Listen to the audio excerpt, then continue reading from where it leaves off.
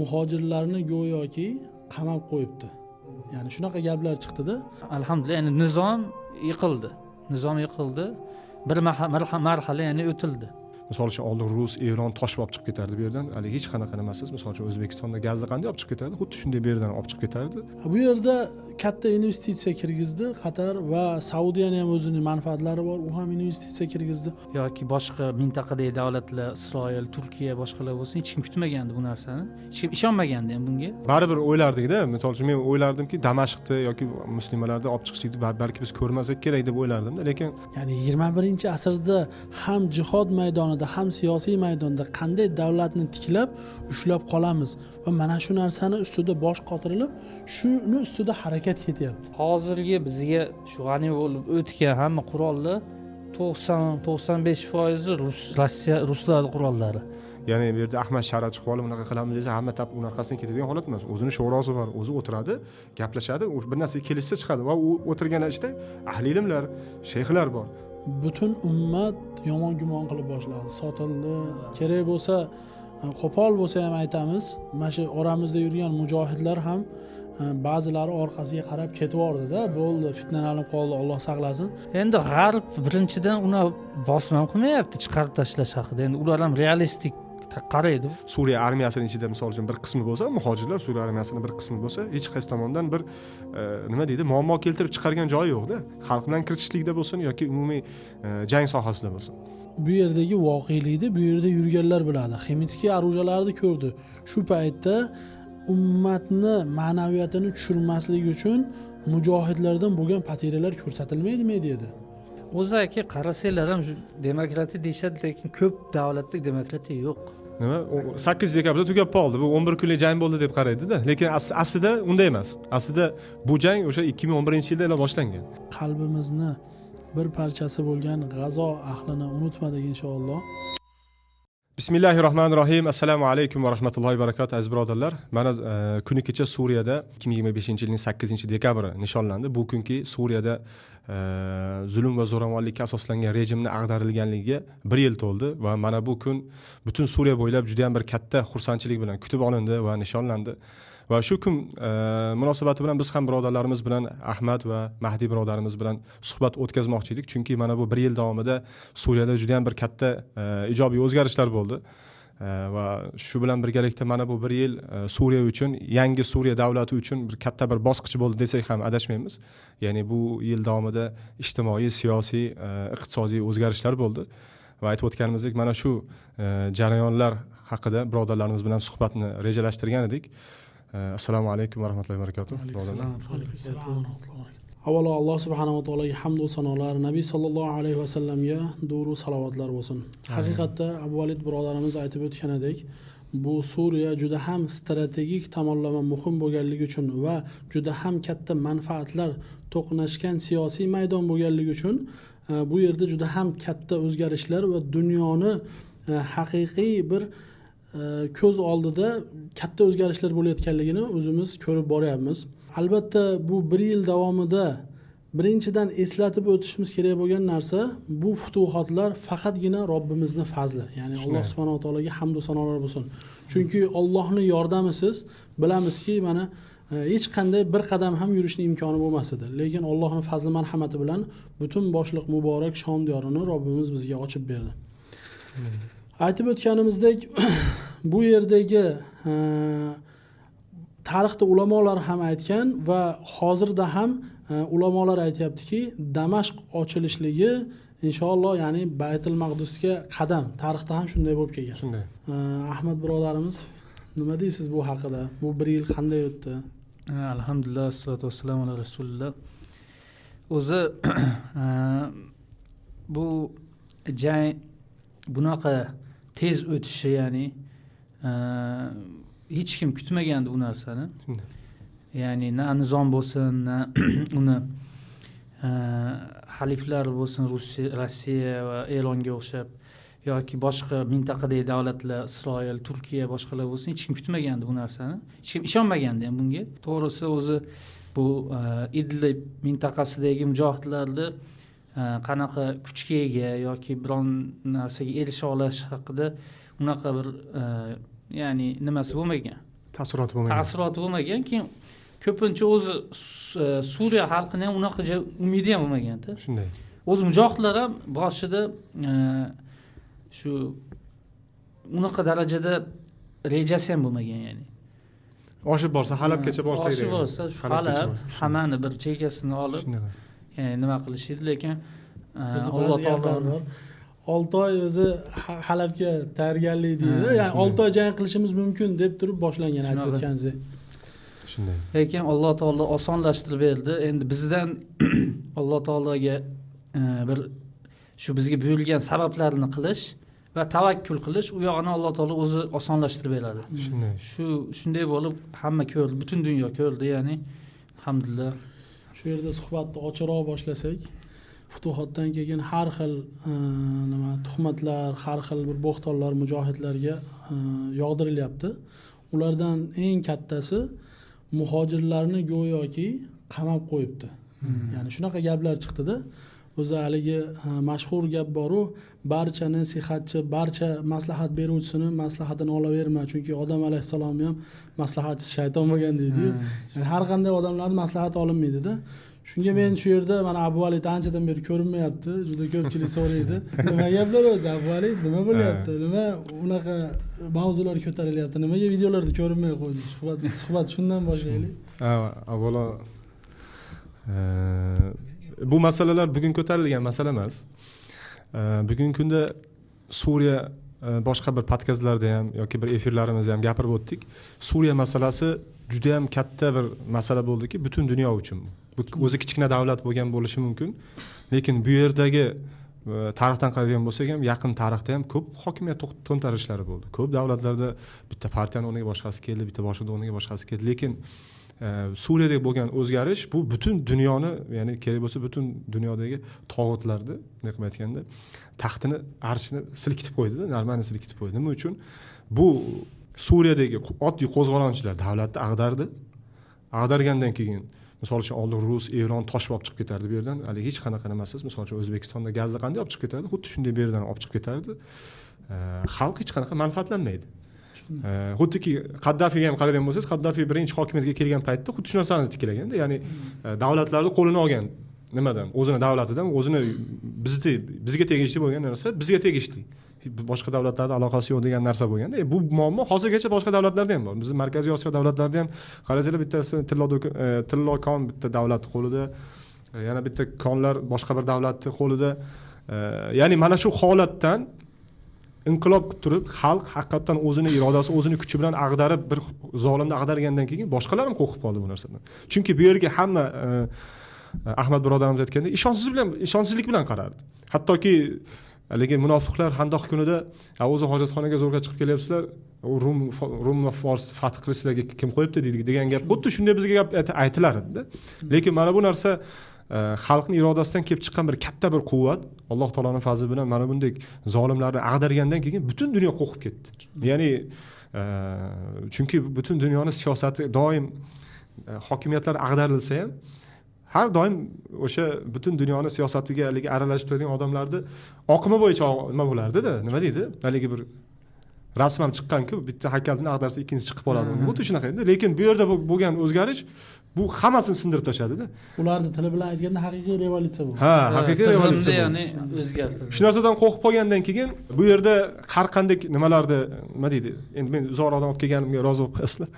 Endi bu yerdagi shu holat qo'rqitib qo'ygandan keyin davlatlarga ishlaydigan, xosatan bizni tilimizni tushunadigan xalqlarni qo'zg'alishidan qo'rqadigan, bizni yomon ko'rsatib kelgan shu paytgacha bo'lgan insonlar Saidnayada qamoqxonadagi mazlumalar chiqishligi bilan ancha, ya'ni uyalib qoldim, deb aytgan bo'lsak, yoki ularni yolg'onchiligi, ularni haqiqiy propagandasi o'zlari ekanligi ochiqlanib qoldi-da. Endi ular bu yo'lga o'tdiki, endi nima? Bu o'zbeklarni qamayapti, Suriya bunaqa bo'lyapti yoki muhojirlarga bunaqa bo'lyapti, berib yurar ekan degan narsalarni qo'zg'ash orqali ham mujohidlarning ichiga fitna solishlik va ham o'sha mana bu Suriyadagi jihodni yoki Suriyadagi fathdan nima deydi? Energiya olgan deymiz, motivatsiya olgan xalqni nima? Yana umidsizlantirishlik uchun mana bunaqa propagandalar kelib chiqyapti.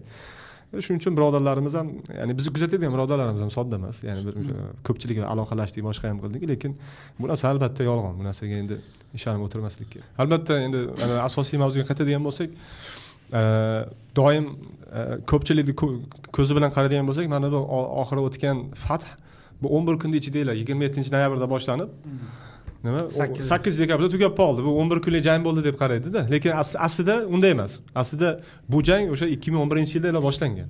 2011-yilda boshlangan. Nima uchun g'alabaga erishilmadi deydigan bo'lsak, jang mana shunday. Jang bir hujum qilasiz, bir chekinasiz, mana shunday marhaladan o'tdi. Va bu marhala nima Suriya qo'zg'olonini, ya'ni Suriya jihodini nima deydi? Kerakli tajribalar bilan, kerakli nima deydi? Bir orilishlik kerak bo'lgan ibratlar bilan boyitdi. Va mana bu misol uchun oddiy biz endi kelgan paytimiz 2015-yil bo'lsa, eslasangiz, rus yangi kirib kelgan, janglar og'ir, sohil tarafda, Laziqiya tarafdan yurib kelgan. 2015-yil jangi bir bosqichi bo'ldi. 2017-yil Sharqiy Sikka, Sharqiy temir yo'l janglari yana bir bosqichi bo'ldi va oxirgi 2019-2020-yillarda bo'lib o'tgan tinimsiz janglar ham bu bir bosqichi bo'ldi. Va mana bu bosqichlar alhamdulillah men mujohidlarni oldiga siljishlikka, xatolarning ustida ishlashlikka va nima qilsak va eng muhimi dushmanni yaxshi o'rganishlikka sabab bo'ldi-da. Hattoki dushmanimiz, qarshimizdagi dushman faqat Asad rejimi emas edi. Hizbulloh, Lubnan Hizbullohi yoki Eron, butun boshli bir Eron yoki misol uchun kerak bo'lsa boshqa bir davlatlar orqadan yordam berdi, Rossiya bu yerda turibdi. Bu juda ham og'ir jang va Alloh taolo albatta oyat karimada aytgandek, ular ham makr qiladi va Alloh ham makr qiladi. Alloh makr qiluvchilarni eng zo'ridir. Haligi Eronni esasanglar, Eronni chiqarib yubor endi, nimadan chiqarib tasha, Saudiya nima qilgan-ku? Chiqarib tasha, biz senga qo'llab-quvvatlaylik, faqat Erondan voz kech degan-ku nimaga? Bashar Asadga. Va o'shanda Eronning gapi bor, biz 60 milliard sarfladik shu paytgacha. Kim shu pulimizni to'lab qo'yadigan bo'lsa, biz chiqishni o'ylab ko'ramiz degan. O'shanda ham chiqishni o'ylab ko'ramiz degan. Ya'ni mana bu joyiga shuncha bir davlatlar o'zini mablag'ini tiqdi, egallash uchun nima qildi? Alloh taoloning izni bilan. Bu ham bir Alloh taoloning makri bo'lganda o'zi. Nima iqtisodi juda ham orqaga ketdi va bugungi kunda ko'rib turibsizlar, endi holat mana shunday. Shu aytib o'tganingizdek, bitta oddiy sportchini aytadigan bo'lsak, 10 yil, 20 yil tayyorgarlik ko'radi. Keyin 5 daqiqalik, 10 daqiqalik jangga chiqadi. Aytmaymizki 10 daqiqada g'alaba qilib qo'ydi. Shunday. Ya'ni uni orqasida necha yillik mehnat turibdi. Avvalo va unutmaymizki, Allohning fazli, ana bundan keyin shuncha yillik mehnat. Suriya urushida ya'ni ko'p ibratlar bo'lgan. Endi Alloh taoloning bir hikmati bu uzoq bo'lgani masalan. Ya'ni har xil endi hikmatlar bor. Balki ya'ni birinchi yillarda o'z bilsanglar, shu birinchi 1-2 yil ichida inqilobchilar ancha ko'p yer olgan, ya'ni 70% olgan Suriyani. Ya'ni Eron kirib kelishi to'liqlar, boshqa Eronda guruhlari kirib kelishi, shu Shia guruhlari, Hizbulloh bo'lsin Lubnandan, Iroqdan Hashd Sha'biy boshqalar kirib kelishi ham o'zi nizom iloji yo'q bo'lgan holati, ya'ni juda qiyin bo'lib qolgan. Shunga qanaqa shartlar bilan bo'lsa ham kirgizib olgan. Keyin oxiri Eron ham eplay olmaganidan keyin Rossiyani olib kelgan. U ham bir va'dalar berib, boshqalar qilib olib kelishgan bu yerga. Ya'ni hamma yo'lda o'zining hikmati bor, ya'ni tezda bo'lgan, uzoq bo'lgan, lekin baribir shu samarasi shu necha yil ichida bo'lsa ham alhamdulillah Alloh taolo o'zi futuhatlar berdi. Ya'ni to'liq bo'lmasa ham hali beri Suriya to'liq ozod bo'lmagan, to'liq ya'ni birlashtirilmagan hali. Ya'ni janubda bo'lsin, sharqda bo'lsin mintaqalar bor, ya'ni markazlashmagan hali. Markazlashmagan, ya'ni dushmanlarning qo'l ostida. Endi alhamdulillah ya'ni nizom yiqildi. Bir marhala ya'ni o'tildi. Lekin bu narsa bo'lib o'tgan narsalarning hikmatini qaraydigan bo'lsangiz ham juda ham katta hikmatlari bor-da o'zi. Misol uchun o'sha biz zikr qilgan 2015-yilda qaraydigan bo'lsak ham haligi Teletarus degan joyda ribot turganlarimiz, qiyinchiliklar, qirbotlar, kofir har kuni hujum qiladi. Bunaqa kunlar ham kerak bo'lganda, nimaga desangiz, agar Alloh subhanahu va taolo 2011da bizga o'sha misol musulmonlarga men o'ylashimcha fath berib qo'yganda, masalan Bashar Asad Ag'darda xuddi shunaqa bir davlat qurildi. Lekin uni davlat yangi qurilgan davlatda na askariy tajriba bor, na misol uchun boshqa bir o'zini ustida ishlashlik tajribalari, na bir siyosiy tajribalar, ya'ni bu narsalar yo'q edida. Va mana bu Isroil eng buni misol uchun yangi Suriya davlatini eng xavfli qo'shinlaridan deymizmi, qo'shinlaridan agressiv bo'lgan qo'shinlar butun dunyoda, misol hattoki BMTni rezolyutsiyalarni ham bir chekkaga surib qo'yib o'zini aytganini qilib ketadigan davlatga qo'shnida endi. U davlatning qarshisida va uni siyosatini qarshisida ko'p, ya'ni katta yutqizishlarga nima deydi, katta bir yutqizish qilib qo'yar deb o'ylayman. Agar 2011-yilda Alloh taolo fath bergan, nimaga desangiz, hech kimda tajriba yo'q. Hech kimda davlat boshqarishlikka o'zi nimasi yo'q. Tajriba yo'q. Lekin mana bu kichkina bir Idlib ham ketib qolarmikin, ketmasmikin deydigan bir holatda bir hukumat qilib, bir bu yerda ham bir kichik bir davlat sifatida shaklda boshqarib, xalqni ijtimoiy, iqtisodiy holatini tiklab, o'zi uchun bir katta tajriba oldida va janglardagi mag'lubiyatlar ham va juda ham bir katta foyda berdiki, misol uchun hali bir birodarga aytib turdim, oddiy tank minalarini biznikilar kirishlik uchun tank minalarini olishlik kerak. Uni olaman desangiz borib kofirlar otib qo'yadi. U uchun nima? Bitta birodar borib u yerga granata tashlash kerak. Granatani portlatib, keyin portlatib yuborishlik kerak. U granata tashlayman degan birodarlar ham nechtasi o'shani tank yo'lini ochaman deb shahid bo'lib ketganda. Lekin oxirgi jangda buncha mashinacha yasagan, mashinacha borgan, men mashinani borib portlatamikin deb o'ylabman. Mashinacha boradi, borib turib tankni oldi, o'sha tank minalarning oldiga bitta granatani tashlaydi, yana qaytib kelar ekan. Tasavvur qilyapsizmi? Qaytib keladi, portlatadi. Yo'l ochiladi-da. O'sha nima deydi, shu fursatlar va shu ko'plagan xatolar yoki ko'plagan ba'zi mag'lubiyatlar yoki ba'zi yerlarimizga ketishliklari mana shuni bir nima deydi, bir o'zini ustida ishlashlikka, ko'proq ishlashlikka bir sabab bo'ldi deb o'ylayman. Va hozirgi kunda ham davlat misol uchun olindi. Davlat olingandan keyin alhamdulillah siyosiy jihatdan ham va boshqa nimalardan ham ko'plagan yutuqlarga erishyapti. Askariy jihatdan ham. Ha, nizomda masalan Bashar Asadni nizomiga nisbatan taqqoslasak ham hozirgi masalan turishida davlat ancha kuchli. Shunday. Mintaqada ancha kuchli hisoblanadi. Siyosiy bo'lsin, ya'ni siyosiy irodasi bor davlat. O'zini gapini, ya'ni bir xalqaro nimada o'zini gapini ustida turadigan bir davlat. Keyin askariy ham ancha kuchli, ya'ni masalan eski nizom nimasidan ko'ra. Keyin bironta tashqi davlatni unchalik ham nazorati, ya'ni qo'l ostida davlat emas. Bo'lib qolmaydi. O'yinchoq davlat, o'yinchoq hukumat bo'lib qolmaydi. Hukumat emas, to'g'ri. Shu yerda meni e'tiborimni tortgan narsa shu bo'ldiki, davlatni egallash emas, balki davlatni egallagandan keyin uni ushlab qolish katta narsa ekan. Ya'ni qaysi ma'noda sizni oldingizda umuman xayolingizga kelmagan muammolar kelib chiqar ekan. Xalqaro munosabatlar bo'lsin, ijtimoiy, iqtisodiy va eng bo'lib ham ziddiyatlarga to'la bo'lgan bir Shom diyori shunaqa joyki, juda ham ko'p nimalar bor, toifalar bor. Ism aytishim shart emas, bir 10 tacha toifa bo'lsa kerak, har xil 10-15 ta balki. Bo'lib ham kuchga ega bo'lgan qurolli toifalar. Ya'ni bularni bitta muvozanatga olib kelishlik, ya'ni katta masalada.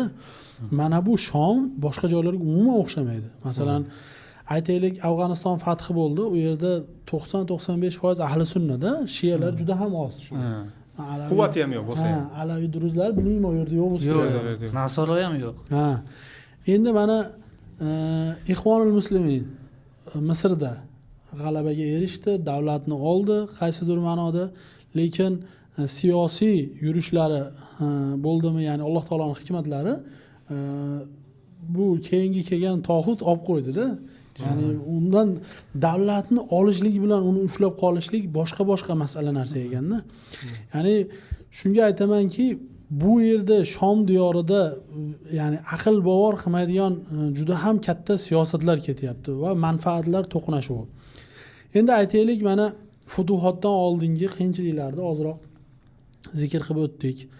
Haqiqatda Idlib kichik mintaqa, jonlar halqumiga kelib mata nasrulloh deb, mazlumlar dod deb qolgan holatda edi. Alloh taolo nusratini berdi va futuhotlar bo'ldi.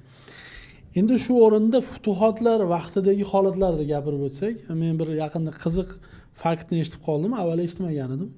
Halabda olgandan keyin Rossiya kelibdi-da, shu kattalari kelib, bu yerdagi mujohidlarga prямой aloqaga chiqqanda, to'xtanglar, Halabda egallanglar, boshqaruvni sizlarga beramiz. Bo'ldi, shu yerda qolinglar degan. Shunda Allohning qadarini qarangki, mujohidlar shunda tushunib yetgan, Bashar Asad ichidan tugab bo'lgan. Ya'ni Alloh taolo o'sha dushmanlar orqali xabarni o'zi yetkazib qo'yapti-da mujohidlarga. Shu Rossiya kelib yalingandan keyin mujohidlar Damashqqa o'yinli hujumni boshlaganda, o'zi hali ikkilanish bo'lsa ham, ularning xabaridan keyin endi to'xtamaymiz degan. Endi to'xtamaymiz degan. Ya'ni Alloh taolo mana bu dushmanlar orqali xabarlarni yetkazgan. Va yana o'sha paytda Rossiya aytibdiki, bir kun to'xtab turganlaringni o'zimiz tiklab olardik deganda, ya'ni ich parokanda bo'lib ketgan. Va futuhot jarayonida eng yana bitta qiziq ma'lumotlardan Sharqiy Turkistondan kelgan Uyg'ur mujohid birodarlarimiz va o'zbek, boshqa umuman ansor va mujohidlar, muhojirlar shunaqa ishlar qilganki, Saroqibdan bir necha kilometr tasavvur qilyapsizlarmi, kavlab kirib, dushmanning orqasidan chiqib, o'sha bu yerlarda g'urfatul amaliyat deydi arablar tilida, sizlar yaxshi bilasizlar. Amaliyotxona. O'sha yerda askariy buyruqlar ratsiyalardan yoki ijtimoiy tarmoqlar orqali buyruq berib turadigan xonasini birinchi yo'q qilgan. Bu yerda chegarada punktda turganlar qayerdan buyruq oladi? Shunaqa parokandalik kelib chiqqan va Allohning fazli marhamati bilan mana bu sabablar qo'ldan kelgancha qilingan. Va avval o'tgan kuni aytib o'tdi. Bir suhbatda, bir mashinada ketganmiz, suhbatda aytdingizmi? Chegaralarga bilsanglar, oxirgi 2020 dan keyin bizni kichkina chiriki janglar deb qoldi afg'on tili bilan partizanskiy urushlarni to'xtatgan edi. Ba'zilar shubhalarga tushib qoldi, nima bu dushmanlarga qo'l berib qo'ydimi, nimaga shu kichkina janglarni ham to'xtatib qo'ydi. Aslida bilsak, bu ham bir jangni hiylalari ekanki, dushmanga kichik zarba bersangiz, ular hududini mustahkamlay boshlar ekan. Hujum qilmay qo'ysangiz, xotirjam bo'lar ekan va chegaralar zaif holatda qolar ekan. Va natijada bitta katta hujum boshlaganingizda Allohning fazli bilan fathlarga sabab bo'lar ekan. Shunaqa. O'zi aka bu jangga ham tayyorgarlik shu oxirgi bir nima bo'lgandan keyin 20-yili ya'ni janglar to'xtagandi. Ya'ni o'sha paytda bo'lgan masalan mujohidlarga qattiq zarba bo'lgan. Qattiq zarba bo'lgan, ya'ni ko'p narsani ustida ya'ni ishlangan shundan keyin. Ya'ni to'xtab qolmasdan, yo bo'ldi, shuni endi ozgina mintaqamiz qoldi, endi shu nima shu yerda qolib ketsa bo'ldi deb o'ylamagan. Ya'ni shu yerdan boshlanganki tiklanib yana ya'ni jang qilamiz deb shu harakatlar bo'lgan, lekin shu paytda ham esida bo'lsanglar, har yili shu 2020-yildan 25-yilgacha har yili o'zi bir sinovlar bo'lganda, bir sinovlar bo'lgan, ya'ni ichki bir eslarda bo'lsa bir josuslar mavzusi bo'lgan, shu tashqaridan bir dushman davlatlar qilgan bir hiylami yo boshqami, ya'ni bu yerda ko'p fitnalar bo'lganda, shu josus deb ko'pchilikni nomiga shunaqa nima bo'lgan, gumonlar bo'lib, qamalib ular boshqa fitnalar avjiga kirib ketib juda nima bo'lgan, qiyin holat nimalar bo'lgan, ya'ni hamma tugadi bo'ldi deb o'ylagan. Bo'ldi deb o'ylashgan. Lekin keyin masalan 1-2 yil juda ko'p harakat qilingan, ya'ni ko'p yaxshi amaliyotlar o'tkazilgan, ichkarigacha kirib, Juringa kirilgan bilsanglar, shunday 2 kilometr kirilib, ashildagi g'urfat amaliyotni hujum qilinib, qaytib chiqilgan, ya'ni o'zini kuchini ko'rsatgan mujohidlar ham va ya'ni nima qilgan, bir nima desa bo'ladi, tayyorlangan, ya'ni kelajakdagi katta janglarga tayyorlangan, ya'ni tinch qolib o'tirilib, keyin bir yil masalan aytishadi-yu, shu tashqaridagi bir kuchlar kelishib olgan, shundan keyin hamma yo'q hal bo'lgan, mujohidlar mandek kelib mashinada kino qilib bergan, shunday Damashqni berib qo'yishdi. Unaqasi bo'lmagan, u ertalarga hech kim ishonmaydi-da. Ya'ni ko'p marhalalardan o'tilgan bu narsa. O'zi bu marhalalarda ham askariy tajriba bo'lsa, ham bu yerda xalqni qo'llab-quvvatlovchi bu eng katta muhim narsa-da. Birinchi muhosaralar bilsanglar 2010 esinglarda bo'lsa 2018lardan уже nima boshlandida, Daradagi muhosarada bo'lgan, G'utodagi, Homusdagi va shunga o'xshagan ba'zi joylardagi muhosaralar chiqarilib, nima qilindi? Shimolga o'tkazildi, shimolga kelgizildi va bu ham bir o'zi ularga bu muhosaralar katta bir muammo tug'dirmasdi, chunki dushmanni bo'lib tashlab turib, unga alohida kattasini sindirib turib, kim bularni sindirsa bo'ladigan narsada. Lekin nimaga quvvatni hammasini o'sha yerga jamlab qo'ydi deydigan bo'lsangiz, bu davlatlarda yaqinda ustoz Abdulaziz bilan shu suhbatda bo'lib qolgandik. Ya'ni ustoz aytayaptiki, bu ham nima edi? Davlatlarda bir hiylasi edi. Chunki turli qurolli guruhlarni tiqib qo'yadi tepaga va turli bir-biriga itoat qilmaydigan, bir-biriga bo'ysunmaydigan guruhlar u yerda ko'paygandan keyin nima bo'ladi? Ichki fitna boshlanadi. Hokimiyat yoki nima deydi, talashish boshlanadi. Va bu marhalalardan ham Allohning fazli bilan juda ham bir yaxshi o'tib ketildi. Va o'zi aytib o'tgandek, misol uchun shunday bir holatlar bo'ldiki, misol uchun Bashar Asad askarlari, kofirlar tinch aholini bombardimon qilib tashlaydi, rus kelib bombardimon qilib tashlaydi. O'sha kuni yoki bir kundan keyin zudlik bilan bir amaliyot qilinadi, Asoyibul Hamro, qizil bog'ichilar amaliyot qiladi, Jug'ringa yoki bir katta ba'zalariga yoki generallarni urgan shunaqa bir amaliyotlarni qiladi. Va bu ham nima? Xalqni nima ishonchini ko'paytirdi.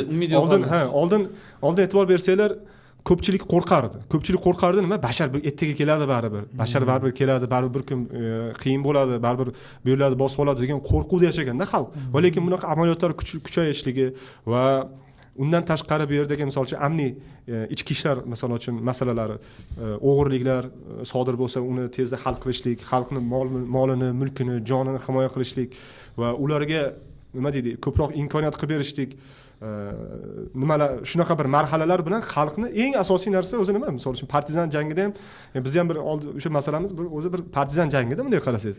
Partizan jangida eng asosiy masala xalq hisstaraf bo'lishlik. Va xalqni o'ziga ishonchini kuchaytirgandan keyin va askariy tajriba bu yoqda bo'lib ketgandan keyin fath osonlashib ketdi-da. Nimaga desangizki, Bashar Asad hududda yashab turgan xalq ham Idlibga hali borganda ko'rdikki, Idlib Yevropa bo'lib ketgan deb boryapti-da. Va hozirgi kungacha ham Damashqdan kelib kimdir tishini mana shu yerda davolatgan, kimdir kelib kiyimni mana shu yerda olgan. Nimaga desangiz, rivojlanib ketdi-da bu yerlar. Narsalar arzon. Hozir bu yerdagi sharoit bilan Damashqdagi sharoitni solishtirib bo'lmaydi. Damashqda hamma narsa bo'lishi mumkin. Idlib poytaxt bo'lib qolgan. Xuddi shunaqa bir holat. Akamiz ham aytayapti, uy olishyapti, deyapti. Shunday. Uylar arzon, yer arzon. Endi qarang, mana shu yerda o'z-o'zidan savol tug'iladi. Islom ummati xilofatini yo'qotgandan so'ng mana qancha asrlar, qancha yillar sarson bo'lib yurdi. Hozirgina mana Ikhvanul Musliminda yoki boshqalarni misol qilib o'tdik. 21-asrda musulmon odam musulmon o'laroq islomi bilan yashay olarkanmi desa, albatta yashay olarkan. Mana buni natijasini ko'ryapmiz alhamdulillah. Xo'p, endi ba'zilar shubhalar tashlayapti, johillarni ko'rsatib, shu shubhalarga biz javob o'laroq aytamizki, mana bular boringki 50 yil, 70 yil Bashar Asad alaviy bo'lgan toifadan chiqqan Bashar Asad oilasi bu xalqni dindan chiqarishga harakat qilgan, johil qilib dinini unutib olgan. Yangi fath bo'lgan joylarda sekin-sekinlik bilan da'vatlar ketyapti. Ya'ni yangi fath bo'layotgan joylardagi, yangi fath bo'lgan joydagi videolarni chiqarib turib shubhalar tashlashyapti-da. Ana bular mana bu. Ular umuman dinsiz, ya'ni umuman musulmon emas, arab tilida gapirgani bilan, ya'ni dinga umuman aloqasi yo'q-da. Lekin ilmoniy odamlar. Ilmoniy odamlar. Lekin shularga ham islomni shartlari o'laroq jamoat joylarida shu o'ranib yurishliklari va mana bu narsalarni sekin-sekin da'vat bilan tushuntirilyapti va shuni aniq ayta olamizki, 21-asrda musulmon odam haqiqiy mana bu chirib ketgan demokratiya tuzumini olib tashlab islom bilan yashasa bo'lar ekan. Mana bu natijasi alhamdulillah, bu Allohning fazli bilan. Lekin misol uchun bir odam, bir katta bir ansor birodarimiz bilan gaplashib qoldik. Endi kattaroq mas'ul birodar. Ya'ni bu Damashq shahri oldin islom markazi bo'lgan. Ya'ni islom markazi edi bu yer. Bu yerdan olimlar chiqqan, bu yerdan bu aholi bundaqa yurmas edi deyapti-da. Endi bu Hofiz Asad va Bashar Asad davrida deyapti, erkaklarga ko'p zulm bo'lib ketgan, dini uchun zulm bo'lgan, kimnidir qamagan, kimnidir qamayman desa tashqariga qochib ketgan va shunaqa holatlar bo'lgani sabab keyin u holatlarda qochib ketgan, qamalgan odamlarning holatini ko'rib ham ko'p xalq qo'rqib qolib, ancha dinini unutib olgan.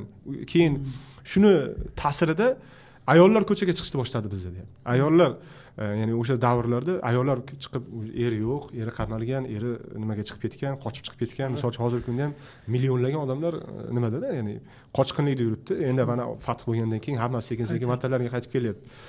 Ya'ni ayollar chiqishdi, bozorga chiqishni boshladi. Ayollar eri yo'q, mahrami yo'q yoki kimdir bo'lsa ham dinga, agar dinga amal qiladigan bo'lsam ham, shu Saidna degan qamoqxonada o'tirar ekanman degan qo'rquv bilan yashaganligi uchun ham shu holat bo'lib ketib qoldi deydi-da. Shuning uchun keyin hozir videolari chiqib turgan asosiy mintaqalar ham alaviylar, duruzlar va xristianlar yashaydigan joylarda. Misol uchun Laziqiya mintaqasi, Lattaki, Damashq mintaqasi asosiy joylar. Lekin Homsda qaraydigan bo'lsangiz, aksar aholisi hali hanuz dindor.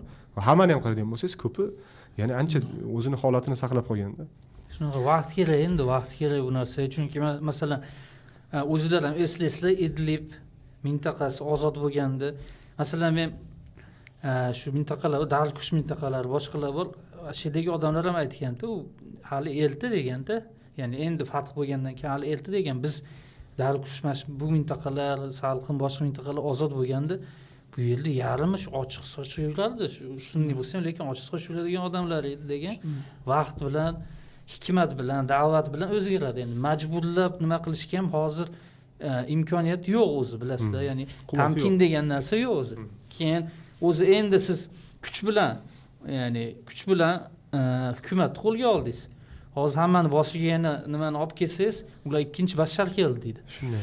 Shunga endi bu yerda juda ham qiyin endi hikmat nima ichki, masalan, ichki siyosat bo'lsin, tashqi siyosat bo'lsin, hamma yo'q hozir, ya'ni ko'p narsa ikkinchi o'ringa olib qo'yilgan, chunki birinchi o'rinda hali beri davlat birlashtirilmagan. Markazlashmadi. Hozir xalqni o'zingizga qarshi agar qo'ysangiz, masalan, sizni 5-6 ta tayyor turgan dushmaningiz bor.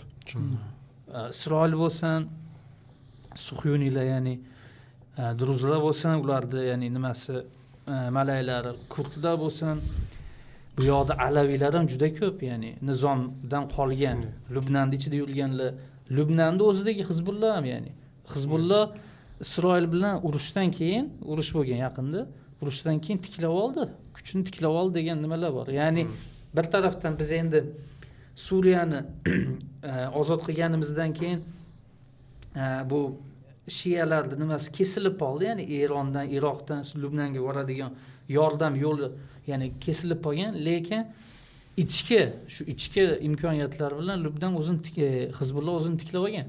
Ya'ni Lubnan ham hali kuchisini yo'q bo'lib ketmadi. Ya'ni tiklab olgan, shu 60-70 mingta jangarisi bor.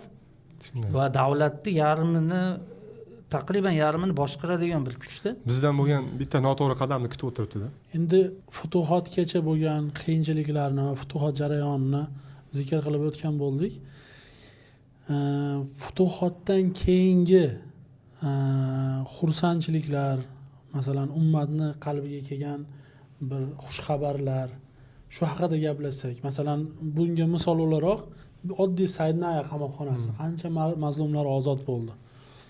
Qancha bir-biridan yiroq bo'lgan insonlar, qarindoshlar, aka-ukalar, ota-onalar birlashdi. O'zimiz avval Halab bo'lsin, hamma Homsga kirib borar ekanmiz. Tasavvur qiling, mujohid zolimlardan qutqarib, ota-onasini borib oyog'ini quchoqlab o'pdi-da, qurolini yoniga qo'yib. Bu juda katta izzat-da bu. Ya'ni shu manhala to'g'risida suhbat qilsak biroz, chunki bu eng bir mu'minlarni qalbiga shifo bo'ladigan manhalada. Shu gapingizga gashdi. Futuhotga gashdi. Bir birodarim bor edi, endi ansorlar bilan ko'p yurganim uchun bir yaqin birodarimiz Abu Hafiz degan, Fajro degan bir kichkina qishloqchadanda. Dadasi endi fathdan oldin kelsang uylantiraman, boshqa kelsang endi bularda uylanish qiyinroq endi, yaxshi oiladan topish kerak, yaxshi mahar berishlik kerak. Keyin birodar yurdi bu yerda, bormasdan yurdi, keyin bordi. Borib aytib beryapti menga. hazillashib mahallamga kirishim bilan meni Sulton Fotixdek kutishib oldi deyapti-da. Hamma chiqib mujohid keldi deb shog'ildi deydi. Hali ham masalan o'zlari ham yangi ya'ni ozod bo'lgan mintaqalarga borgansizlar, shunday qaraydi nimangizga o'zingizni ko'rmasa ham masalan tonirovka mashinangiz raqamga qilib Idlib xursand bo'lib ketadi. Shuni xursand bo'lib Allohga yo'lda Damashqqa ketish yo'li shu hammadan keyin boshlanadi. Homus yo'li Damashqqa ketish bo'lgan har bir aholi punkti ko'chada turibdi. Shu yo'lning qirg'og'ida turibdi-da. Haqiqatdan haligi xursandchiligini, misol uchun odamda samimiyligini bilasiz-ku. Bayroqlar bilan nimalarni sochgan, zarlarni nima qilib, takbirlar bilan yo'llar bo'yida turibdi odamlar. Musulmonlar deng, ular men. Salamiyaga kirdik. Salamiyaga kirsak, Ismoiliyalar bor ekan-da, bu yerda omonlik berilgan, kirdik. Endi bu shu o'rinda bir aytib qo'ysam, islomiy davlat qurildi yoki bir mujohidlar bir mintaqani egalladi degani bu hamma musulmonlar qolgan kofirlar qirib yuboradi degan joyi yo'q. Oldindan qaraydigan bo'lsanglar, xilofatlar davrida Yevropadan xristianlar qochib kelib yashagan. Nimaga desa, bu yerga keladi, oddiy jizyasini to'lab, omonlikda yashayveradi. Yahudiylar ham kelgan. Usmoniy xilofatligiga yahudiylar kelgan. U yerdan ko'ra Ispaniya boshqa xilofatlarda o'zini omonda his qilganda. Kirdik, Salamiya mintaqasida Ismoiliyalar turibdi. Haqiqatdan samimiyda, nima ham bor, Abu Bakr ham bor. Samimiy xursandchiligi shu darajaga sig'mayapti. Bo'lmasa u biz sunniy musulmonlarmiz, ular endi Ismoiliyat harakatini hamma ko'pchilik bilsa kerak. Ya'ni musulmon bo'lmagan toifada. Lekin xursand nimaga xursand, endi xursandchiligi svet keldi, bizga svet keladi deyapti. Kunda 2 soat yonar ekan, 1 soat ertalab, 1 soat kechqurun yonadi deydi. Sizlarda deydi svet 24 soat bo'ladi deyapti-da. Haligi oldin aytib berardi-ku, Moskvaga nimaga borib aylanib kelgan qishlog'iga kelsa, u yerda shunaqa shayton aravalar bo'lar ekan-a deb turib gapirib beradi. Xuddi shunaqa narsalar so'rayapti-da. Va biz muhojir-ku, muhojir ko'rib turib ajnabiy qo'rqish bo'ladi, boshqa bo'ladi. Yo'q, ko'rib xursand, o'ziga sig'maydi, subhanalloh. Yaqinda Bashar Asadni bir o'ynashi bilan yurgan videosi tarqab ketdi. Endi arab tilini yaxshi bilganligimiz uchun arab tilidagi ijtimoiy tarmoqlarni kuzatamizda. G'uto mintaqasida yurgan, endi sizlar ko'rgansizlar, endi bizni ko'rayotgan birodarlarga tushunarli bo'lishligi uchun aytib beryapman. Shu yerda montajga o'sha videoni ham ozroq qo'yib ketsa yaxshi, maqsadga muvofiq bo'ladi. Aytayaptiki, endi bir boshliqlikqa yaroqli odam emas-da, bir ahmoqda, gaplarini qarasangiz yosh bola ham unaqa gapirmaydi. Ya'ni bu prezidentmi? Bu nima deydi? Nimani deydi, G'uto xalqi pul yo'q deydi, solgan uylarini qara deyapti. Masjidda gapirdi. Ha, masjidda. Turgan masjidni qaradi. Yana Firavunga o'xshadi. Ha, Firavun. Yana nima deydi? Asha o'ynashimi, ayolimi bu Putin haqida savol bersa, uni hamma yo'q deydi, anaqa operatsiya bilan bo'lgan deb. Tayda kommentariyada o'qisam, kimdir Putinga tarjima qilib bersin deb yozib qo'yishdi-da. Ya'ni shu darajada shunaqa bir ahmoq insonlar nima bo'lib qolganda, ya'ni hokimiyat tepasiga kelib qolgan. Lekin Allohning fazli bilan mana endi boshqaruv qariyb 50 yil, 70 yildan so'ng musulmonlarga o'tdi, alhamdulillah. Bu katta bir Allohning fazli marhamati.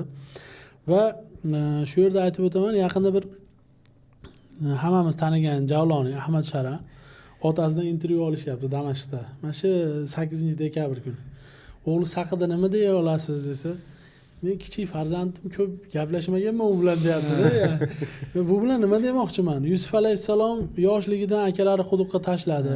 Uni olib borib qullikka sotishdi va uni natijada o'sha saroyni bitta kattasi boqib olib, oxiri o'sha Misrni amiri bo'ldi. Agar inson Alloh taolodan xolis so'rasa, farzandini Alloh tarbiya qilar ekan. Ya'ni mana Javloniy bugungi kunimizda mana bo'layotgan holat, ya'ni Allohning fazli bilan mana bir avval Iroqda qamoqda yotgan, hammamizga ma'lum, lekin shunday bir Alloh taoloning bir sunanlari bilan mana shu darajaga keldi. Dadasining gapiga kirmasdan ketgan.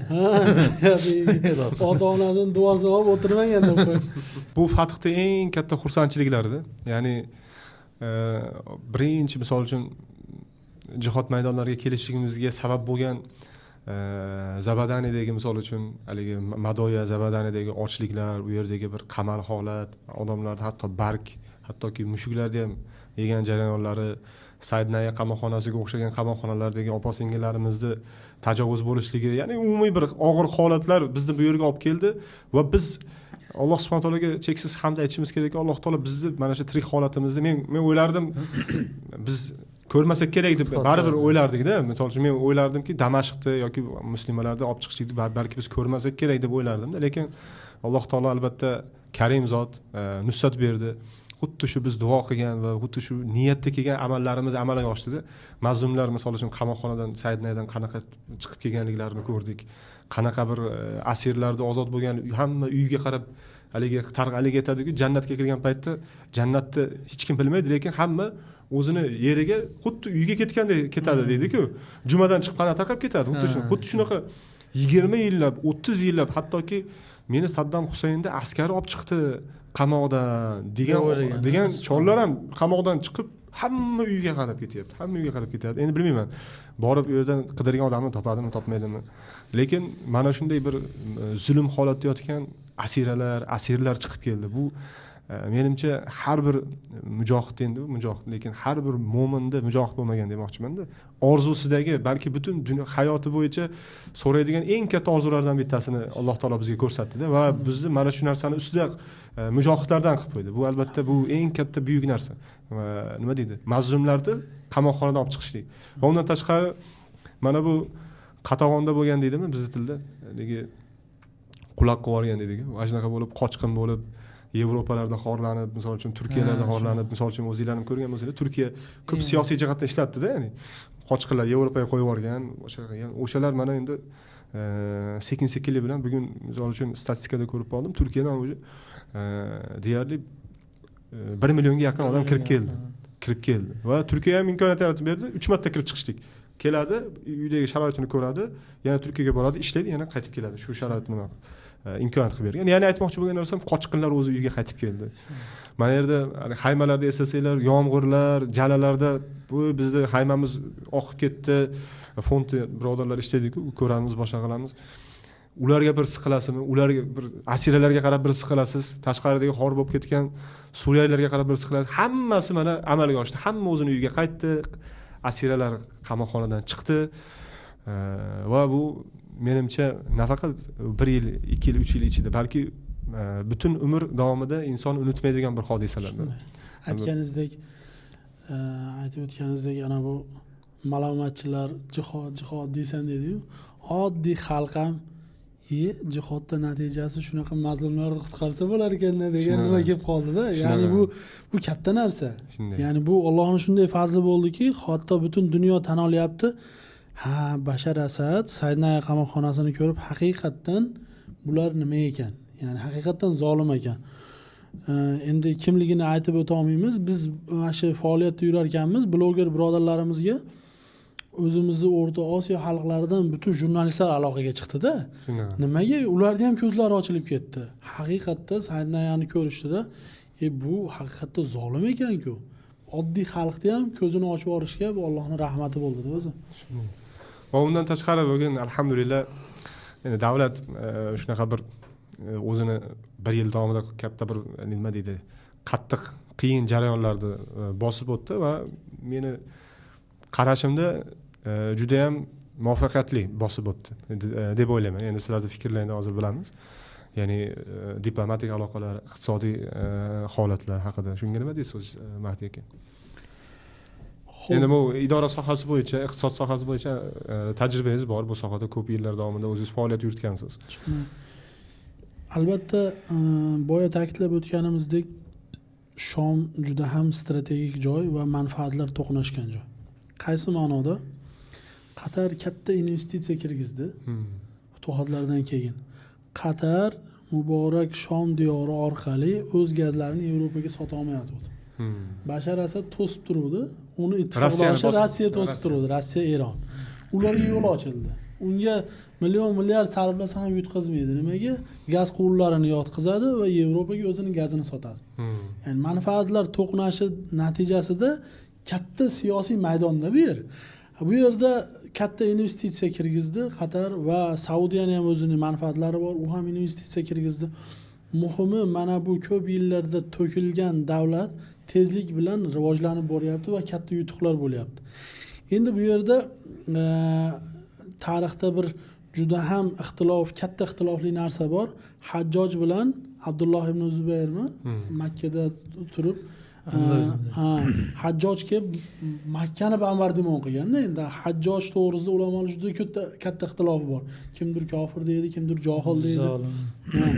Shunda Abdulloh ibn Zubayrni yonida turgan bitta sahoba aytgan ekanda, Abdulloh ibn Zubayr solih kishi, bilaman, lekin men Hajjojga qo'shilaman degan. Nimaga deganda, u siyosatchi degan. Ya'ni endi bu ham bu yerda kimnidir fikrini balandga qo'yib tasdiqlamoqchi emasman. Demoqchi bo'lganligim, musulmon odam bo'lib ham mujohid odam faqat jang qilish emas, balki siyosiy maydonni ham bilish kerak ekan. Shu siyosiy maydondagi rol katta narsani yechar ekan. Masalan, butun dunyo bilan hozir shunday bir nima deydi, aloqalarni tiklab yo'lga qo'yib qo'ydi-da. Hozirgi mana shu 1 yil ichida mujohidlarda erishgan katta yutuqlar. Va buni natijasida o'z-o'zidan o'sha boshqa davlatlarning rahbarlari bilan kelishib olgandan keyin xalqlar birlashib ketadi. Bugungi kunda suriyaliklar hajda yuribdi, Saudiyadan kelib Idlibda aylanib yurishibdi, qanaqa janglar bo'lgani kun deb. Ya'ni o'z-o'zidan xalqlar birlashib ketdi va katta yutuqlarga erishilyapti Allohning fazli bilan. Endi manfaatlar to'g'risida kelsak, ya'ni Turkiyaning o'zining manfaati bor bu yerda. Ya'ni bu Shom tarixdan shunaqa joy bo'lib kelgan. Shomni kim egallasa, tarix kitoblarida ham kelgan ekan. Shomni kim egallasa, yerni yarmini boshqargan. Dengizlarni bog'lovchi joy. Ya'ni iqtisodiy tomonlama rivojlanishiga birinchi sababi Alloh taoloning fazli marhamati, ikkinchi sababi mana bu siyosiy maydonligi. Muborak keyin chorrahada, aka, chorraha, ya'ni Yevropa bo'lsin, Osiyo, Yaqin Sharq arab davlatlari va Afrikani bog'laydigan o'rtasida turadigan joyda. Shunga juda ham strategik yer, uni Shom diyorini fazilatlari haqida ko'p kitoblar yozilgan, ya'ni hadislar aytilgan, ya'ni u bemalol ko'rib chiqsa bo'ladi. Endi shuni hozir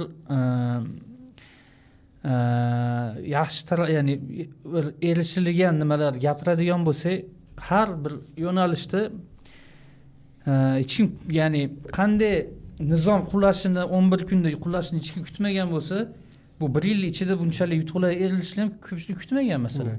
Chunki hali ham juda ham ko'p nimalar, mushkulalar, ya'ni juda ham ko'p. Ular hozir gaplashamiz, muammolar juda ham ko'p hali ham.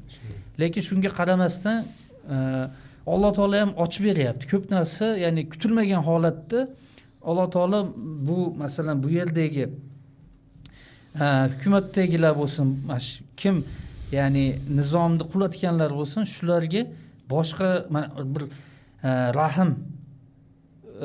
rahmni solib qo'yadi boshqalarning qalbiga. Ya'ni shunaqa katta davlatlar ham xohlasa xohlamasa bir biz taraf bo'lib qolyapti, ya'ni bizga ochib berishyapti-ku, o'zi xohlamagan holatda, balki yoki tushunmasdanmi. Yo, buni Alloh alam bitta hikmati bor. Haligi 21-asrda jang qilib taxtga kelgan va bo'lib ham mujohidlar tarafidan kelgan inson prezident bo'lib siyosiy maydonda ish olib boryapti. Buni o'ziga yarasha haybati bo'ladi-da. Haligi ustozlarimizdan biri Damashq fath bo'lgan kuni Javloniy avtomatini qo'yib Umoviy masjidda namoz o'qigan. Shunda bir sarlavha qoldirgan edi. Qurolsiz nima islomni da'vo qilishmi? Shunga o'xshash qurolsiz da'vo qilishlik quruq safsata degandi-da. Ya'ni bu narsa katta o'rni bor-da bu narsani dunyoda. Keyin bu yerda ham bilsanglar, sheyxlar ko'pchilik aytgan, ya'ni olov va o't, ya'ni o't va qurol bilan olingan narsa shu bilan qaytariladi xolos, ya'ni. Shunday. Ya'ni bu yerlar masalan qurbonchilik beriladi. Ya'ni bu Bashar yoki Hofiz nima bo'lsin, ularni tizimlari, ya'ni nizomlari shuni orqasidan qurilgan, ya'ni. Shunday. Qonni ustiga qurilgan. ya'ni u boshqa bir yo'l yo'q edi. Oddiy Amerikani qarang, o'zini demokratik endi butun dunyoni boshqarishlik uchun shu g'oyani o'ylab topganga demokratiya deb turib. Demokratiyani bu qoyim qilishlik uchun qanchalagan askarlar Vyetnam urushiga kirdi, Afg'onistondan o'zi yaqinda zo'rg'a chiqib keldi. Undan keyin ikkinchi jahon urushida qatnashganligi e'tiborga olmasak, undan keyin juda ham ko'p qurbonchilik qildida. Bunday qarab, haligi yaqin sharqda o'zini quvvatini tiklashlik uchun Isroilni qo'llab-quvvatlab, ham siyosiy maydonda o'zini obro'sini tikib qo'yib, ham pul, ham o'zining askarlari bilan ko'plagan qurbonchilik qildi. Nimaga musulmonlar qurbonchilik qilmaslik kerak? Shunaqa. Tinch o'tirgan bilan kelmaydi-ku bu narsa. Shunaqa. Keyin bilsanglar, ya'ni hozirgi masalan shu yutuqlar baribir odam bir tafakkur qilish kerak, ya'ni o'ylash kerak. Shu nimalarga erishishni faqat yomon salbiy taraflarni ko'rolmasdan, faqat negativlik qilib baribir odamlarni bir umidini yo'qotishga harakat qilmasdan bir yaxshi taraflarni ham ko'rib, nima tafakkur qilgani yaxshi baribir. Endi bu masalada bir Ibrohim Shashu Alloh alam aytdi, shayx. Hozir moliya nima bir vazirligidami ishlayapti shekilli, Alloh alam shayx. Halab muftiysimi? Halab muftiysi. Ibrohim Shashu Halab muftiysi bo'ldi. Ha. Ya'ni islom moliyasi bo'yicha katta mutaxassis bo'lgan odam-ku. Ya'ni muhimi bugungi kunda hukumatga gapirib, ya'ni foydasiga gapirib turgan nima deydi? Hukumat maqtab turganlarni ham qo'llab-quvvatlayman. Va unaqa yomonlab turganlarni ham qarshisiga chiqmayman degan gapni gapirdilar. Ya'ni hozirgi baribir musulmon kishining odobi shunday bo'lgan yaxshi. Misol uchun mendan ko'p so'raydi. Men falonchi odam, misol uchun ismini aytmay qo'yaylik. Falonchi odam unaqa deyapti. Fitna qilyapti-yu, Suriyada bunaqa bo'lib ketdi yoki falonchi odam bunaqa deyapti. Nima deysiz bunga? Fitna qilyaptimi yoki to'g'ri aytayaptimi deb. Men aytaman, birodar, bu yerda ham ahli ilmlar bor, bu yerda ham ko'plagan shayxlar bor va bu bugungi kunda boshqarib turgan davlat bir kishining ixtiyoridagi davlat emas. Ya'ni bu yerda Ahmad Shara chiqib olib unaqa qilamiz desa, hamma tap unaqasidan ketadigan holat emas. O'zining sho'rosi bor, o'zi o'tiradi, gaplashadi, bir narsaga kelishsa chiqadi va u o'tirgan ishda ahli ilmlar, shayxlar bor. Ya'ni ekran ortida deymizmi? Tajribali odamlar bor ya'ni. Endi bular buni qarori, bularni olgan ixtiyorlari mana shunday. Endi tashqarida turgan bu birodarimiz fikri shunday ekan. Men fikrni hurmat qilaman. Alloh, ya'ni men noto'g'ri birodar, men gumonim birodar ichki siyosatni tushunmay turibdi shekilli deb qo'yaman. Shu bilan ya'ni mavzuni yopgan yaxshi. Ya'ni nima deydi? Ham u taraflama, ham bu taraflama kirib ketmasdan deyman. Shu yerda meni o'zim shaxsiy fikrim, aytyapsiz, kimdir hukumat tarafdori bo'ladi, kimdir qarshi gapiradi. Men aytamanki, realniy voqelikni gapiraylik o'zida masalan. Va shu turgan hukumatni musulmonlar boshqaryaptimi? Idlibda masalan islomiy boshqaruv bormi? Bor. Ertaga Imom Mahdiy chiqib bundan yaxshiroq boshqaruv, yaxshiroq dastur ko'rsatsa, ergashamiz. Shunday. Bugungi kunda bundan yaxshiroq dasturni olib kelinglar mana. Ergashamiz, bismillah. Ha, Imom Mahdiy bo'lishi ham shartmi seni? Boshqasi kelib turib. Shunaqa. Lekin baribir men aytmoqchi bo'lganim, hozirgi holatimizda musulmonni tarafini olgan yaxshiroqda. Chunki muqobiliga nima kelyapti? Masalan, Isroil bor. Kim Druzi kelib xursand bo'ladimi odamlar? Hozir Druzlar kelib, ya'ni qatlam qilsa, bu yerda ko'plagan nima deydi? Tushunmovchilikka sabab bo'lib turgan yoki ko'plagan ixtilofga sabab bo'lib turgan holat shubhada emas. Ko'plagan holat bizni holatimizni bizchalik hech kim to'g'ri tushunmaydi shunda-da. Bizni misol uchun men uyimdagi sharoitimni yoki o'zimning quvvatimni, misol men sizga zo'r gavdali bo'lib ko'rinib turgan bo'lishi mumkin, lekin mendan misol uchun aytyapman, mendan kichkina bola kelib meni urib qo'yishi mumkin-da, endi haligi qo'pol qilib aytadigan bo'lsa-edi. Lekin siz tashqaridan turib avvali urmaysizmi? Gavdangizni qarang, urib gavdasini qara demaysizda. Chunki men balki kasaldirman, balki nimadirman. Ya'ni bu shuning uchun bizni holatimizni bizchalik hech kim tushunmaydi. Ya'ni shu narsalarni tushunmasligi ortidan ko'plagan noto'g'ri fikrlar, noto'g'ri tashxislar kelib chiqadi-da. Misol uchun oddiy ulamolarni qozini fatvo berishligi uni tasavvuriga bog'liq-da. Misol uchun siz ikkita tarafni eshitaman, men qanday tasavvur qilsam, o'shanday fatvo nima chiqaraman, hukm chiqaraman. Ya'ni shu tasavvurdan kelib chiqadi-da. Bugungi kunda holatimiz to'g'ri tushunishlik kerakki, biz zaif holatdamizda. Biz tamkin holatida, biz biror bir davlatning hujumini yoki biror bir davlatga hujum qilishlik holatida yoki qaysi o'zimizni difo qiladigan ham, o'zimizni hujum qiladigan holatda ham emasmiz. va o'z boshida aytgandek markazlashmagan va bugungi kunda har turli toifalar qo'llarida quroli bor, hali davlatga itoat qilib 100% birlashib ketgani yo'q va haligacha alaviylarni qo'zg'oloni ehtimollari bo'lib turibdi, noto'g'ri qadamlar bularni baravar qo'zg'alishligiga olib kelishligi mumkin va tashqi davlatlar bilan ba'zi olib borilgan diplomatiyalar ham shunga bog'liq. Ya'ni payg'ambarimiz sollallohu alayhi vasallam ham Hudaybiya sulhida sulh qilgan paytda Rasululloh sollallohu alayhi vasallamni eng tushunib turgan sahoba kim? Abu Bakr roziyallohu Umar roziyallohu anhu qarshi chiqadi. Ey Rasululloh, biz o'lsa shahid bo'lamizmi? Ha, shahid bo'lamiz. Bular kofirmi, shunaqa najasmi? Ha, nimaga jang qilamiz? degan narsaga e'tiroz bildiradi. Ya'ni payg'ambarimiz sollallohu alayhi vasallam tushunganchalik holatda baribir sahoba bo'lsa ham, yaqini bo'lsa ham tushunmaganda. Lekin Abu Bakr roziyallohu anhuni qavli eng zo'r qavli nima bo'lgan? Sen bilasanmi? Umar deganda adashmasa shunday suhbat bo'lgan. Shu ma'noda, yo'q bilmaymiz. Rasululloh biladi, biz Rasulullohga ergashamiz dedi. Shunaqa. Shu yerda yana bir aytib o'tganingizdek, birodar, mana o'zimiz yaqin tarixga qaraydigan bo'lsak, islom ummati Usmoniy xilofat yiqilgandan keyin har xil ko'rinishda har xil davlatda o'zini tikalashga harakat qildi. Bu Ixvonul Muslimin tarzida deb o'ylaymizmi? yoki bo'lmasa Tolibon yo yaqinda o'tgan davlat jamoati. Mana bulardan ham tajribalar yig'ildi. Ya'ni 21-asrda ham jihod maydonida, ham siyosiy maydonda qanday davlatni tiklab, ushlab qolamiz va mana shu narsani ustida bosh qotirilib, shuni ustida harakat ketyapti. Mintaqa ham nima? Hassos mintaqa. Bo'lib Isroilni qo'shnisiz. Hindiston yo'li. Bu ham boshqacha-da endi. Aytib o'tganingizdek, birodar, hozir mana boshida futuhotdan oldingi holatlar, keyin undan keyin mu'minlarning qalbiga shifo, xursandchiliklar gaplashdik. Endi ya'ni muammolar haqida bir maqsadda realni qarasak, mana shu muammolar ko'p. Davlat ustida nima muammolar turibdi? Bugungi kunda yechish kerak bo'lgan muammolar nimalar? Shunaqa. Eng asosiylari haqida gaplashsak ham yaxshi. Eng asos, chunki muammolar juda ham ko'p. Biz endi eng asosiylari, eng bugungi kundagi Suriyani global deymizmi? Global muammolari haqida ham gaplashsak yaxshi bo'lsa.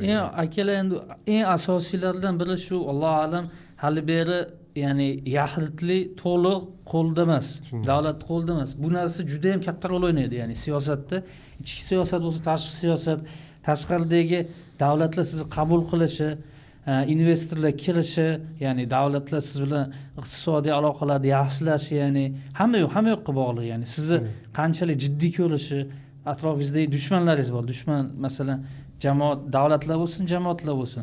Ular sizga qanday qarashi, hamma yo'q yaxlitligingizga qaraydi. Shunga bu menimcha nomer adin deydi-yu, birinchi o'rinda hozir hal qilinishi kelgan bo'lgan muammo. Lekin uni hal qilinishi ham juda ham qiyin. Lekin aytgan narsa davlatni markazlashtirishlik bu har bir davlatni kuchayishining birinchi bosqichi bo'lganda. Chingizxonda aytadigan bo'lsak ham 1206-yilda butun mo'g'ullar qabilalarni tarqoq bo'lgan qabilalar bir-biri bilan urushib, o'zi bilan o'zi kirishib yurgan qabilalarni birlashtirib turib katta bir imperiyaga asos soldi va bu dunyoni, ya'ni tan olishlik kerak, juda ham bir katta qismini, hattoki u bitta Misr qoldi. Salohiddin Sayfiddin Qutus rahimahulloh mag'lub qilgangacha qilmaganda Misrga ham borardi balo. Ya'ni 1206-yilda qilgan bir katta markazlashtirgan davlati va unda tuzgan qattiq rejimi uni kuchli davlat bo'lishiga olib keldi-da.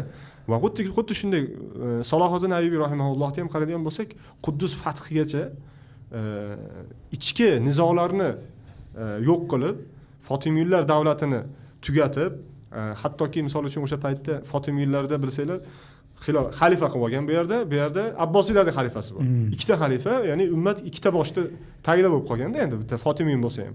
Va bularni birlashtirib, bir xalifani ostiga birlashtirib turib va ichkarida bir-biri bilan jang qilib turgan, bir-biri bilan kelishmay turgan qabilalar bo'ladimi yoki bir shaharlarni ham birlashtirib turib, keyin salibiylarga qarshi bir quvvat o'laroq turdi-da. Ya'ni shuningdek haqiqatda bugungi kundagi Suriyadagi eng katta va eng global muammolardan bittasi bu davlatni markazlashtirishlik bosqichi. Bu agar bir toifa bo'lsa ham mayli, ikki toifa bo'lsa ham mayli. Hozir chunki bir tarafda kurdlar o'zini davlatini doimiy istab keladi.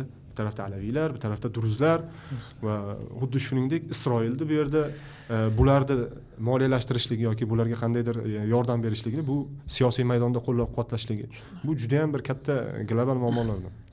Tashqaridagilar ko'pincha aniqladi bizga. Suriyani boshidagi glavniy muammoni qanday qilib ko'rsatadi? Suriya safida jang qilgan xorijiy jangarilar. Ya'ni bizni nazarda tutadi-da. Aslida bu yerda bu muammo emas-da. Bu yerdagi asosiy muammo bugungi kunda hozir aytib o'tganingizdek eng chegarasida turgan yahudlar eng katta muammo. Va shu o'rinda aytamizki, biz Alloh va Rasuliga ahd berib chiqqanmiz. Robbimiz o'sha kunlarda nasib qilsin Baytul Maqdisda namoz o'qishlardi inshaalloh. Ya'ni bu narsa bu ahdimizda doim mana shuni ustida harakat qilib yashayapmiz. Alloh taolo shu niyatlarimizga yetkazsin. Bizni va bizning avlodlarimiz inshaalloh. Xo'p, bu yerda hozir PKK jangarilar bor. Hozir aytib o'tganinglardek, mana bu toifalar boshqa davlatdagi oddiy toifalar emas, barchasi qurollangan toifalar. PKKni to'g'ridan to'g'ri Amerika qo'llaydi va duruzlarni to'g'ridan to'g'ri Yahud qo'llaydi, bo'lib ham qurol bilan qo'llaydi. Alaviylarni yaqinda bir bosh ko'tardi, Rossiya ochiqdan ochiq qo'lladi, Patpirlavga qurollar berdi, boshqa qildi. Hamma bu yerdagi o'sha toifalar qurolli toifalar va bularning ichida muvozanat ushlash, 3 ta to'plam olgan mitingchilarni muvozanati emas-da, bu qurolli toifaning o'rtasida muvozanat ushlash, ya'ni qiyin masala. Va mana bu muammolar ichida turgan davlatni Isroil jangi tortyapti, maydonga tortyapti. Shu zaif holatda qaytib uyg'onmaydigan qilib turib sindirib olay deyapti-da. Masalan, bittasi 10 raund jang qildi, 11-raundga bir kuchligini olib kelib qo'yib bitirib yiqitadi-yu.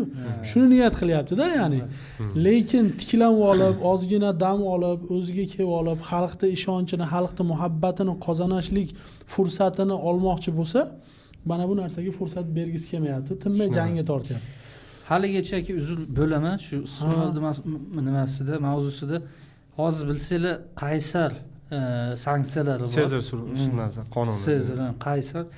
Shu narsa, ya'ni davlatni, Suriya davlatini nizom paytida qo'yilgan Amerika tomonidan, lekin hozirgacha Suriya davlatini lanch holatda ushlab turibdi. Chunki na bir investitsiya kiritiladi, na boshqa, ya'ni juda ham qiyin nima. Shuna bo'g'ib qo'ygan.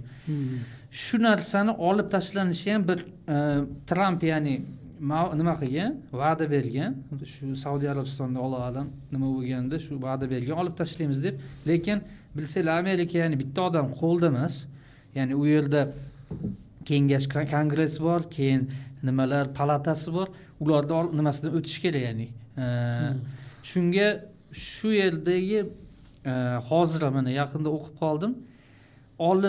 Olinishi qiyin bo'lganini nimasi sababi Isroil shu nimani hal qiladigan shu kongressdagi boshqalardagi odamlarga bosim o'tkazgan yoki shu nima qilishga harakat qilgan, ya'ni bosim o'tkazib shu narsani olib tashlamanglar deb nima qilgan. Lekin endi alhamdulillah bizga, ya'ni bu Suriya davlatiga foydali bo'ldi, ya'ni xalqiga ham. Nima bo'lgandan keyin shu saylov bo'lganda, endi saylovda ko'pchilik ya'ni olib tashlanishiga nima qilgan, shu kongressdan boshqa ham, ya'ni o'tdi bu narsadan. Ya'ni demoqchi bo'lgani, qo'ldan kelgancha har taraflama, ya'ni Suriya, faqat Suriya emas, ya'ni atrofdagi butun, ya'ni mintaqadagi butun dushmanlarga, ya'ni dushman deb ko'radigan davlatlarga qarshi shuna qiladi. Masalan, hozir ham Amerikadan Turkiya hali ham F-35larni olishga harakat qiladi. Hozir sal shu narsa oldinga bir nima bo'lganda, qadam tashlanganda shu narsa o'xshashiga yana kecha ham shu xabar chiqyapti, Isroil yana bosim qilyapti Amerikaga sotmas. Chunki Isroil uzoqda ko'radigan davlat, ya'ni biladi, ya'ni bu narsa bo'ladigan bo'lsa, Turkiyada F-35 bo'ladigan bo'lsa, ya'ni qiyin bo'lishi mumkin, ya'ni kelajakda bironta konflikt bo'ladigan bo'lsa orasida. Shunga, ya'ni u oddiy narsa emas, tinch qo'ymaydi sizni. Shunday. Endi haqiqatan Mahdi aka aytmoqchi.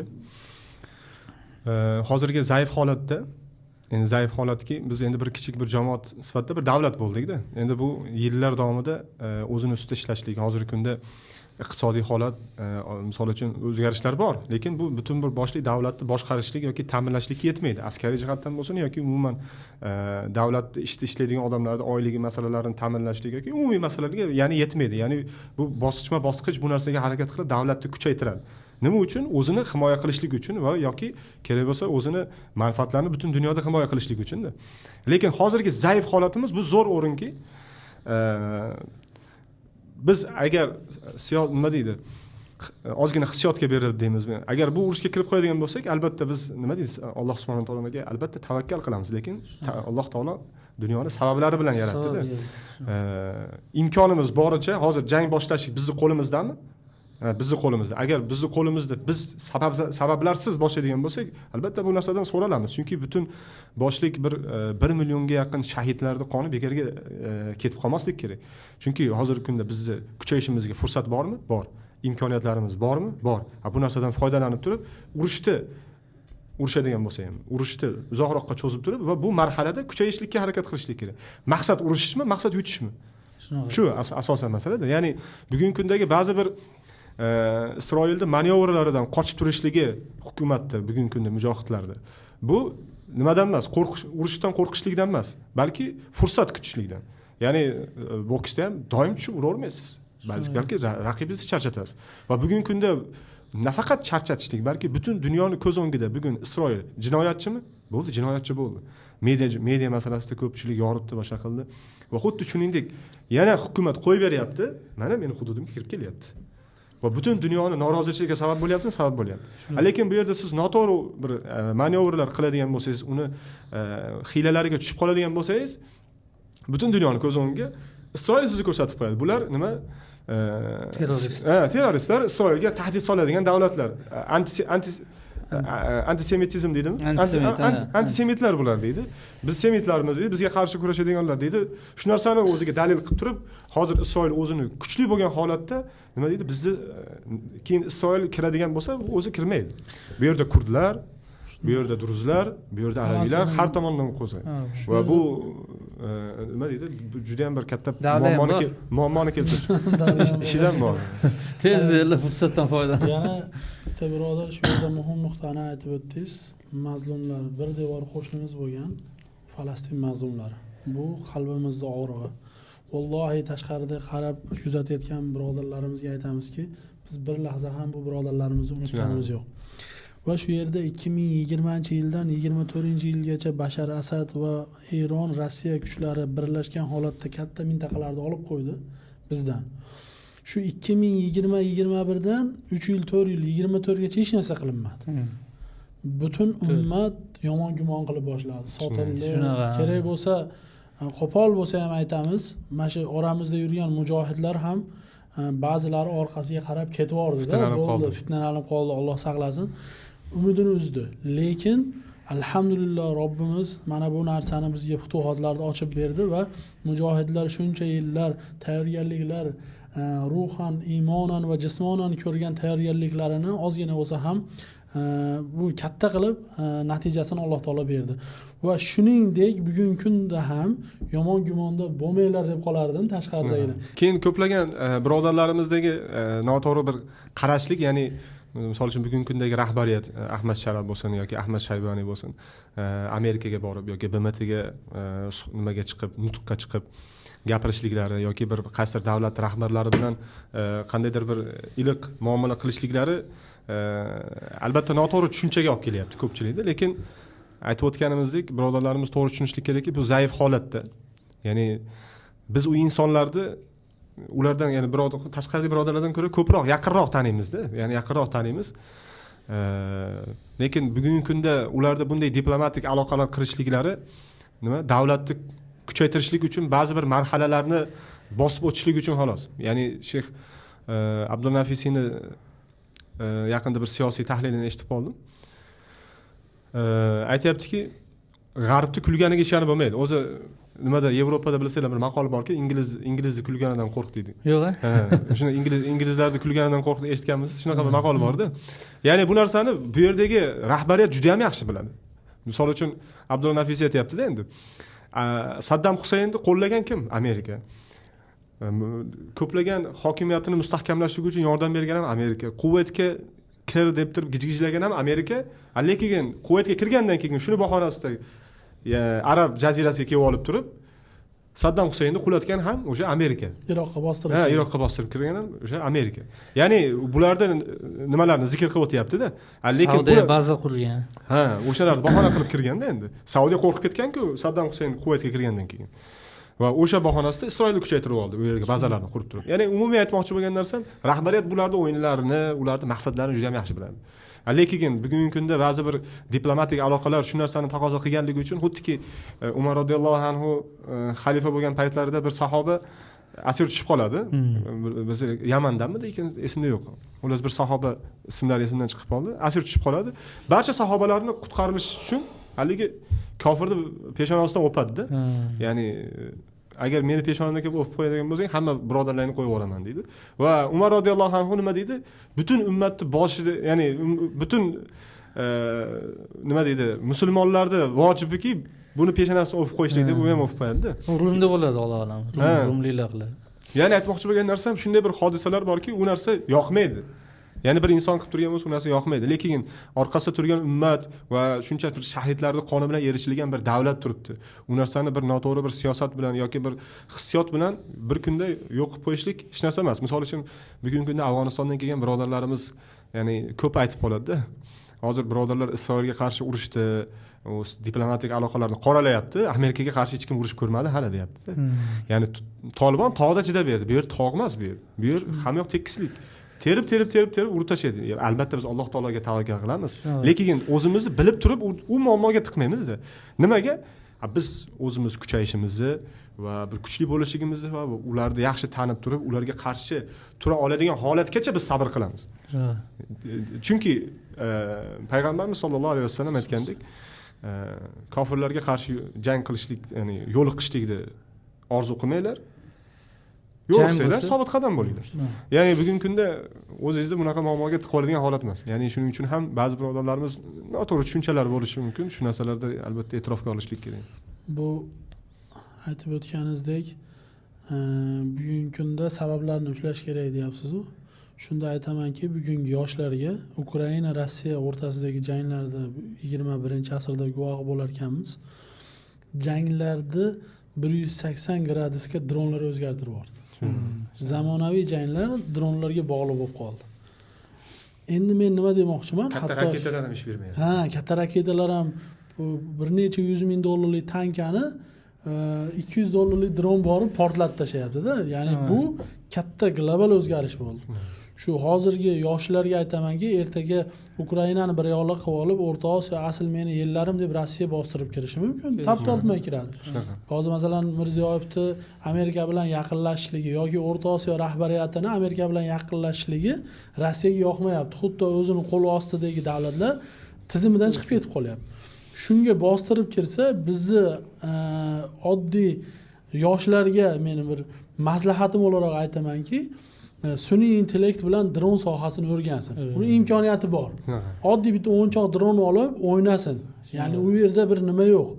Chunki o'sha Rossiya tarafdori bo'lib Ukrainaga jang ketayotganlar ham dronni ochkisini taqib olib, dronni shu kichik teshiklardan o'tkazyapti. Undan asosiy maqsad o'sha yashirinib turgan soldatlarni kichik teshiklarda borib zarba berishlik. Ya'ni janglarda 180 gradusga o'zgartirib boryapti. Mana bu narsalar ustida albatta biz mujohidlar ham ish olib borilyapti va oxirgi janglarda ko'rdik, katta natijalar bo'ldi. Alhamdulillah. Boshqa bizning muqobilimizdagi o'sha yahudlar bo'lsin, boshqa davlatlarda shu imkoniyatlar bormikan, biz ham mana shu imkoniyat darajasiga chiqishimiz kerak. Va o'zimizning holatimizni bilamiz va o'shunga qarab turib Allohdan so'rab harakatlar bo'lyapti. Va shu yerda meni bir hayron qoldirgan siyosiy nuqta shuki, Rossiya Suriya xalqini shuncha yil bombardimon qildi. Masalanda endi Rossiya bilan yaqinda kelishdi. Rossiyaga bordi, daji keldi. Shu to'g'risi men o'zim realniy aytadigan bo'lsam, o'zimga yoqmadi mana shu narsa. Mayli boshqa davlatlar bilan aloqalar tikladi, lekin nimaga Rossiya bilan kelishdi? Shuncha yil Suriya xalqini qonini ichdi-ku. Bu yerda aytilyaptiki, masalan, Banu Qurayza, Banu Nazir Madinani atrofida yahud qabilalar bor edi. Nabiy sollallohu alayhi vasallam yahud bo'lsa ham Qurayshning ziddiga ular bilan ittifoq qilgan. Bugungi kunda Eronda oxirgi yadroviy bazalariga Amerika bombardirovchiklari bilan hujum qildi. Va dunyo tan olyaptiki, Amerika ishonchli ittifoqdosh emas. Hattoki Saudiya ham yadroviy bombasi bor Pokiston bilan dogovor qilyapti. Nimaga? Amerika bir kun bundaycha aytganda tagiga yashirin bo'lmas ekanligini tushunib qoldi. Qatarda qarang. Hamas nimasini urdi. O'sha Amerikaning himoyasidagi bir davlat o'zi. Strategik, ya'ni strategik nimasi bor, aloqasi bor davlat. Endi bu yerda Rossiyani nimasiga men jahlim chiqdi. Bu yerda tarixdan Banu Qurayza, Banu Nazir bo'ladigan bo'lsa, hozirgi kunimizda necha yilga ham portlarni sotib olgan. Tartusdagi portlarni Bashar Asad u kelishuvlar bekor bo'ldi. Va tovon puli so'radi. Shuncha yil bombardimon qilganiga tovon puli so'radi. Alloh alam ularga rozi bo'ldi. Portdan foydalanishga va yana uni muqobiliga mana bu yahudlarning ziddiga Rossiyani o'zini qo'ymoqchi. Keyin aka shu narsa qo'shimcha aytmoqchi edim. Askariylar ham aytishyapti, qo'mondonlar, hozirgi bizga shu g'anim bo'lib o'tgan hamma qurollar 90-95% ruslar qurollari. Ya'ni tankdan boshlab hamma qurolingiz Rossiyaniki, ya'ni ularda masalan ta'mirlayman desangiz yo o'qdan boshqa narsa olaman desangiz ham kimdan olasiz? Rossiyadan olasiz. Ishlab chiqarishini masalan o'zlashtiraman desangiz ham uni ham ular bilan aloqa bilan qilasiz. Ya'ni hozir 100% armiyangizni qurolini o'zgartirib oladigan imkoniyatingiz yo'q. Keyin unaqa darajadagi qurollarni sizga kim beradi? Shunisi ham bor. Shunga shu holati ham bor. Undan tashqari hozir bugungi kunda o'zi eng katta global muammolardan bittasi shu misol birinchi gaplashganimiz markazlashmaganligi, ikkinchisi bu sanksiyalarda. Sanksiyalar asosan Birlashgan Millatlar Tashkiloti tomonidan qo'yiladi. Ya'ni bu katta misol uchun gegemon davlatlar deydi-ku, o'shalar tomonidan qo'yiladi va ularda o'sha 5 ta davlatda veto huquqi bor-da. Bugun qaraydigan bo'lsanglar, bugun Suriya rahbariyat mana shu 5 ta davlat bilan hammasi bilan iliq munosabatda. Amerika bilan ham, Angliya bilan ham, kerak bo'lsa Fransiya bilan ham, Rus bilan ham, Xitoy bilan ham. Qaraydigan bo'lsangiz, chunki 4 tasi rozi bo'lsa ham, agar bittasi norozi bo'lsa, bitta qarorga bo'ldi, u qaror qabul qilinmaydi, veto huquqi bor-da. Ya'ni xuddi shuningdek, hozir bugungi kunda misol uchun men shu narsaga bir hayron qolaman-da, mashalloh. Hissiyotga beriladigan bo'lsangiz, Xmeymimni bitta o'rab turib, misol uchun rus askarlarini trillion yoqsangiz ham o'zi kam o'zi bunday qarasangizda. Lekin hissiyotga berilsangiz, lekin sizni maqsadingiz bitta davlat qurib olish emasda. Ya'ni shundan ham bilsa bo'ladiki, bularda maqsad bitta davlat qurib olish emas, davlat qurildi bo'ldi. Ya'ni inshaalloh maqsad ketadi qolgan muammolar ham. Lekin maqsad strategik bu yerda. 5 yil, 10 yil, 20 yildan keyin nima qilamiz degan masala bor. Rusni olib chiqib yo'qasiz, erta 20 30 100 ta askar boring, 1000 ta askar bo'lar. Lekin bo'ldi, maqsad amalga oshdimi? Maqsad amalga oshmaydi-da.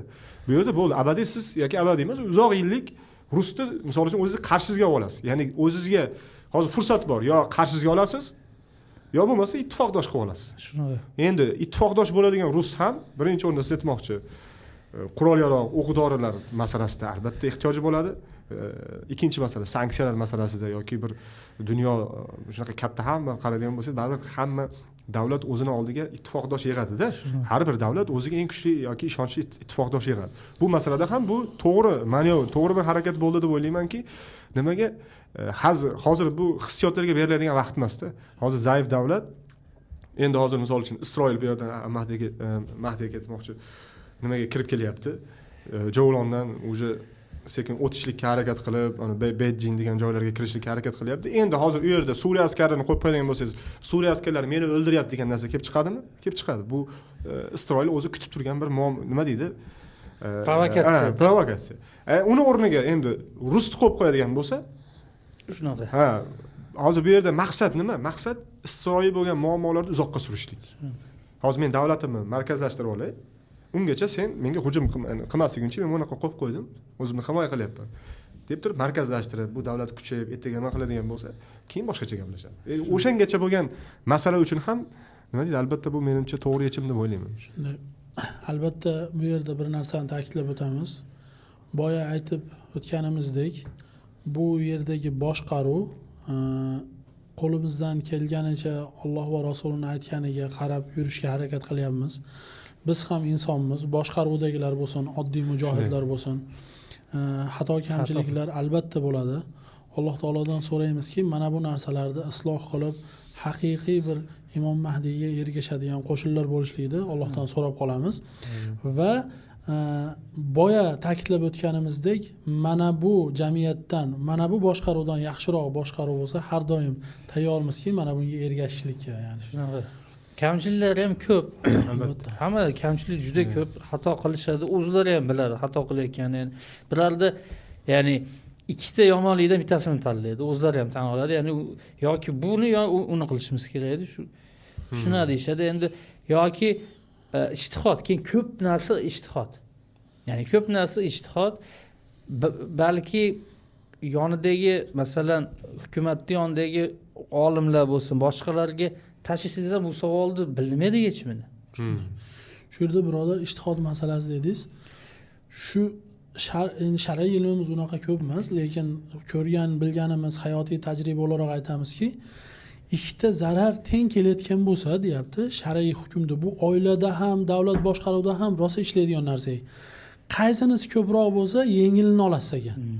Bunga misol o'laroq 2020-yillari butun Bashar Asad bosqinchilari Rossiya, Eron bo'lib har tarafdan bostirib keldi va shuni natijasida ulamolar, mashhurlik ulamolar yig'ildi. Shunda aytdiki, Turkiyaga kiraman deganda o'zingizlar xabaringlar bor. Turkiyaga qarab ribot turib, Turkiya bilan jang qilingan, kirgizmaymiz deganda ular, chunki inil hukmu illa lillah, ya'ni hukm faqat Allohniki. Ular kelib bizni demokratiya bilan boshqarishiga rozi emasmiz deyilgan. Endi mana shu paytda yig'ilib turib ulamolar aytgan, hozir agar Bashar Asad va Eron kirib kelsa bu yerga, ahli sunnani qirib, opa-singillarimizni asira qilib qamoqlarga olib kirib ketadi. Bu zarar. Ikkinchi zarar, Turkiyaga kiradida boshqaruvda umuman ishi yo'q. Faqat o'zini chegarasini mustahkam qilishlik uchun va Turkiyaning eng asosiy dushmani PKK-yu, kurdlar. Kurdlar kuchayib ketmasligi uchun o'zini chegarasiga kirib boshqaruvga aralashmayman deyapti. Faqat voyenniy yordamni taklif qilyapti. Xuddi boya aytib o'tganimizdek, Banu Qurayza, Banu Nazir nimalari yordam bermoqchi bo'lganda. Beminnat yordam o'zini manfaatini ustida. Shunda mana ikkita zarardan mana bu yengil olingan. Turkiya kirgiziladi, chegaralarga qo'yiladi. Shuning natijasida yerlarimiz va opa-singillarimiz asir bo'lishligini oldini olamiz. Davlat jamoati kabi butunlay yo'q bo'lib, opa-singillarimiz asir bo'lib qolmasin deb turib, yengil zarar olingan. Ya'ni shar'iy qoida shu ekanki, ikkita zarar teng kelsa yengil olinar ekan. Teng kelishligi muqarrar bo'lib turgan zararlar. Shunaqa. Keyin ko'rsangiz ham akalar, masalan, ashpayt olingan shu, ya'ni ijtihod kelajakda o'zini oqladi-da, ya'ni. Ya'ni hozir masalan fath bo'ldi, alhamdulillah, ashpaytda ozgina yoqmagan bo'lgan shu kirishlari boshqasi, lekin shuni samarasi bo'ldi-da, ya'ni Alloh taolo bergan uzrlarni olish kerak. Masalan, bergan nimasini olmas juda ham noto'g'ri narsa. Keyin bitta misol uchun hamma bir-birini hurmat qilgan holatda bir qoida, shariatda bir qoida, endi ustozimiz aytgandek aytibdi. Shariat ijtihod sindirmaydi deydi. Ijtihod sindirmaydi. Bir yerda o'zini ahli ilmi bor. U ijtihod qildi, bo'ldi. Kimdir falontaqa boshqacha ijtihod qilgan bo'lsa, uni olib kelib turib, unga ergashganlar kelib turib, buni ustiga hokim qilishlikka harakat qilmasligi kerak deydi-da. Subhanalloh. Ulamolarni nimaligini, hikmatliligini qarang. Masalan, Sheyx Abdulaziz Turayfi rahimahulloh, Alloh taolo o'zi aslidan ozod qilsin, hafizahulloh, qamoqda o'tirgan paytda sheyxdan so'rashganda bu yerdagi bir masala bo'yicha, keyin sheyxning javobini qarang, hikmatni. O'zi men qamoqdaman. U yerdagi holatni bilmayman. Hozir men bu yerda holatni bilmasdan turib, eshitiblar yoki bir ikkita uchta video ko'riblar, men yerga fatvo chiqaradigan bo'lsam, bunaqa qilinglar deydigan bo'lsam, men u yerdagi ixtilof birlashmagan o'zi ummatni ixtilof chiqarib ikkiga bo'lib qo'yaman. Undan ko'ra o'sha yerda ahli ilmlar bor, o'shalardan so'ranglar deganda. Ya'ni uslub o'ziga ishni o'ziga qaytara olishlik kerak. Har bir inson, misol uchun, kimdir kuchli haqiqatdan odam bo'lishi mumkin fiqhdan, lekin baribir boshqa mintaqada bo'lgandan keyin u mintaqani hissini his qila olmaydi. Misol uchun biz Idlibda o'tirgan paytimizda Turkiya kirgan, Turkiya o'zi aytgan, Turkiya kirgan paytda oilalarimiz mayatda yashayapti. 5 kilometr naryoqda kofirlar kelib olgan. O'qlar, esingizlar, trasturuvchi o'qlar Idlibda osmondan uchib yuribdi. Turkiya kiryapti. Internetga kirsangiz tashqaridan ma'lumot qilib o'tiribdi. Turkiyani kirgizdinglar sizlar, bizning oilalarimiz nima deyapti. Hozir o'sha paytda rus kirib kelsa ham, misol uchun Turkiyani qo'ying, rus kirib kelsa ham, agar himoya qilsa, ahli oilangiz nima, siz qo'lingizdan kelmayaptimi? Bu yerda ahli oilangiz diningizni saqlashingiz kerak. Chunki bu yerda nomuslar bor. Kerak bo'lsa kimdan bo'lsa yordam olasizda. Tashqaridagilar Turkiyani ma'lumot qilib o'tiribdi-da. Mana shu kimdir aytishi mumkin, nega o'sha paytda kirgizdinglar Turkiyani? Shu ma'lumotiga aytamanki, esingizda bo'lsa, hammaga kiraverishda Zaynal Abidin, Xon Shayxun, Zaynal Abidin tog'larida janglar bo'lgan, tog'larga yaqin joylarda. Xon Shayxunda Xemitskiy orujalar tashagan Rossiya. Bu yerdagi voqelikni bu yerda yurganlar biladi. Xemitskiy orujalarni ko'rdi. Shu paytda ummatni ma'naviyatini tushirmaslik uchun mujohidlardan bo'lgan patiriyalar ko'rsatilmaydi mediada. Minglagan shahid bo'lgan, minglagan Xemitskiy orujadan minglagan shahidlar bo'lgan. Imkon bo'lmagan. Zahminlar, ya'ni zahminlar bu yer tilida aytiladi, ya'ni yaradorlar, jarohatlanganlar to'lib ketgan shifoxonalarda. Ya'ni imkoni bo'lmagan, shunga ikkita zarar kelishi aniq bo'lib turganda shu qaror olingan. Shura ulamolar yig'ilib turib mana shu qaror olingan. Va shu ma'lumot qilishdan oldin voqelikni tushunish kerak-da va uni ana undan keyin bir gap aytsa, ya'ni munosib bo'ladi vallohu a'lam. Endi hozir ko'pchiligiga aka shu nima ham ta'sir qilyapti-da. Propaganda. Endi propaganda bo'lsin, keyin xohlagan gapingizni gapiraverasiz, ya'ni internetga kirib xohlagan gapingizni gapirasiz. Keyin ko'pincha chiqimdan sizdan so'rab nima qilib olmaydi hech kim.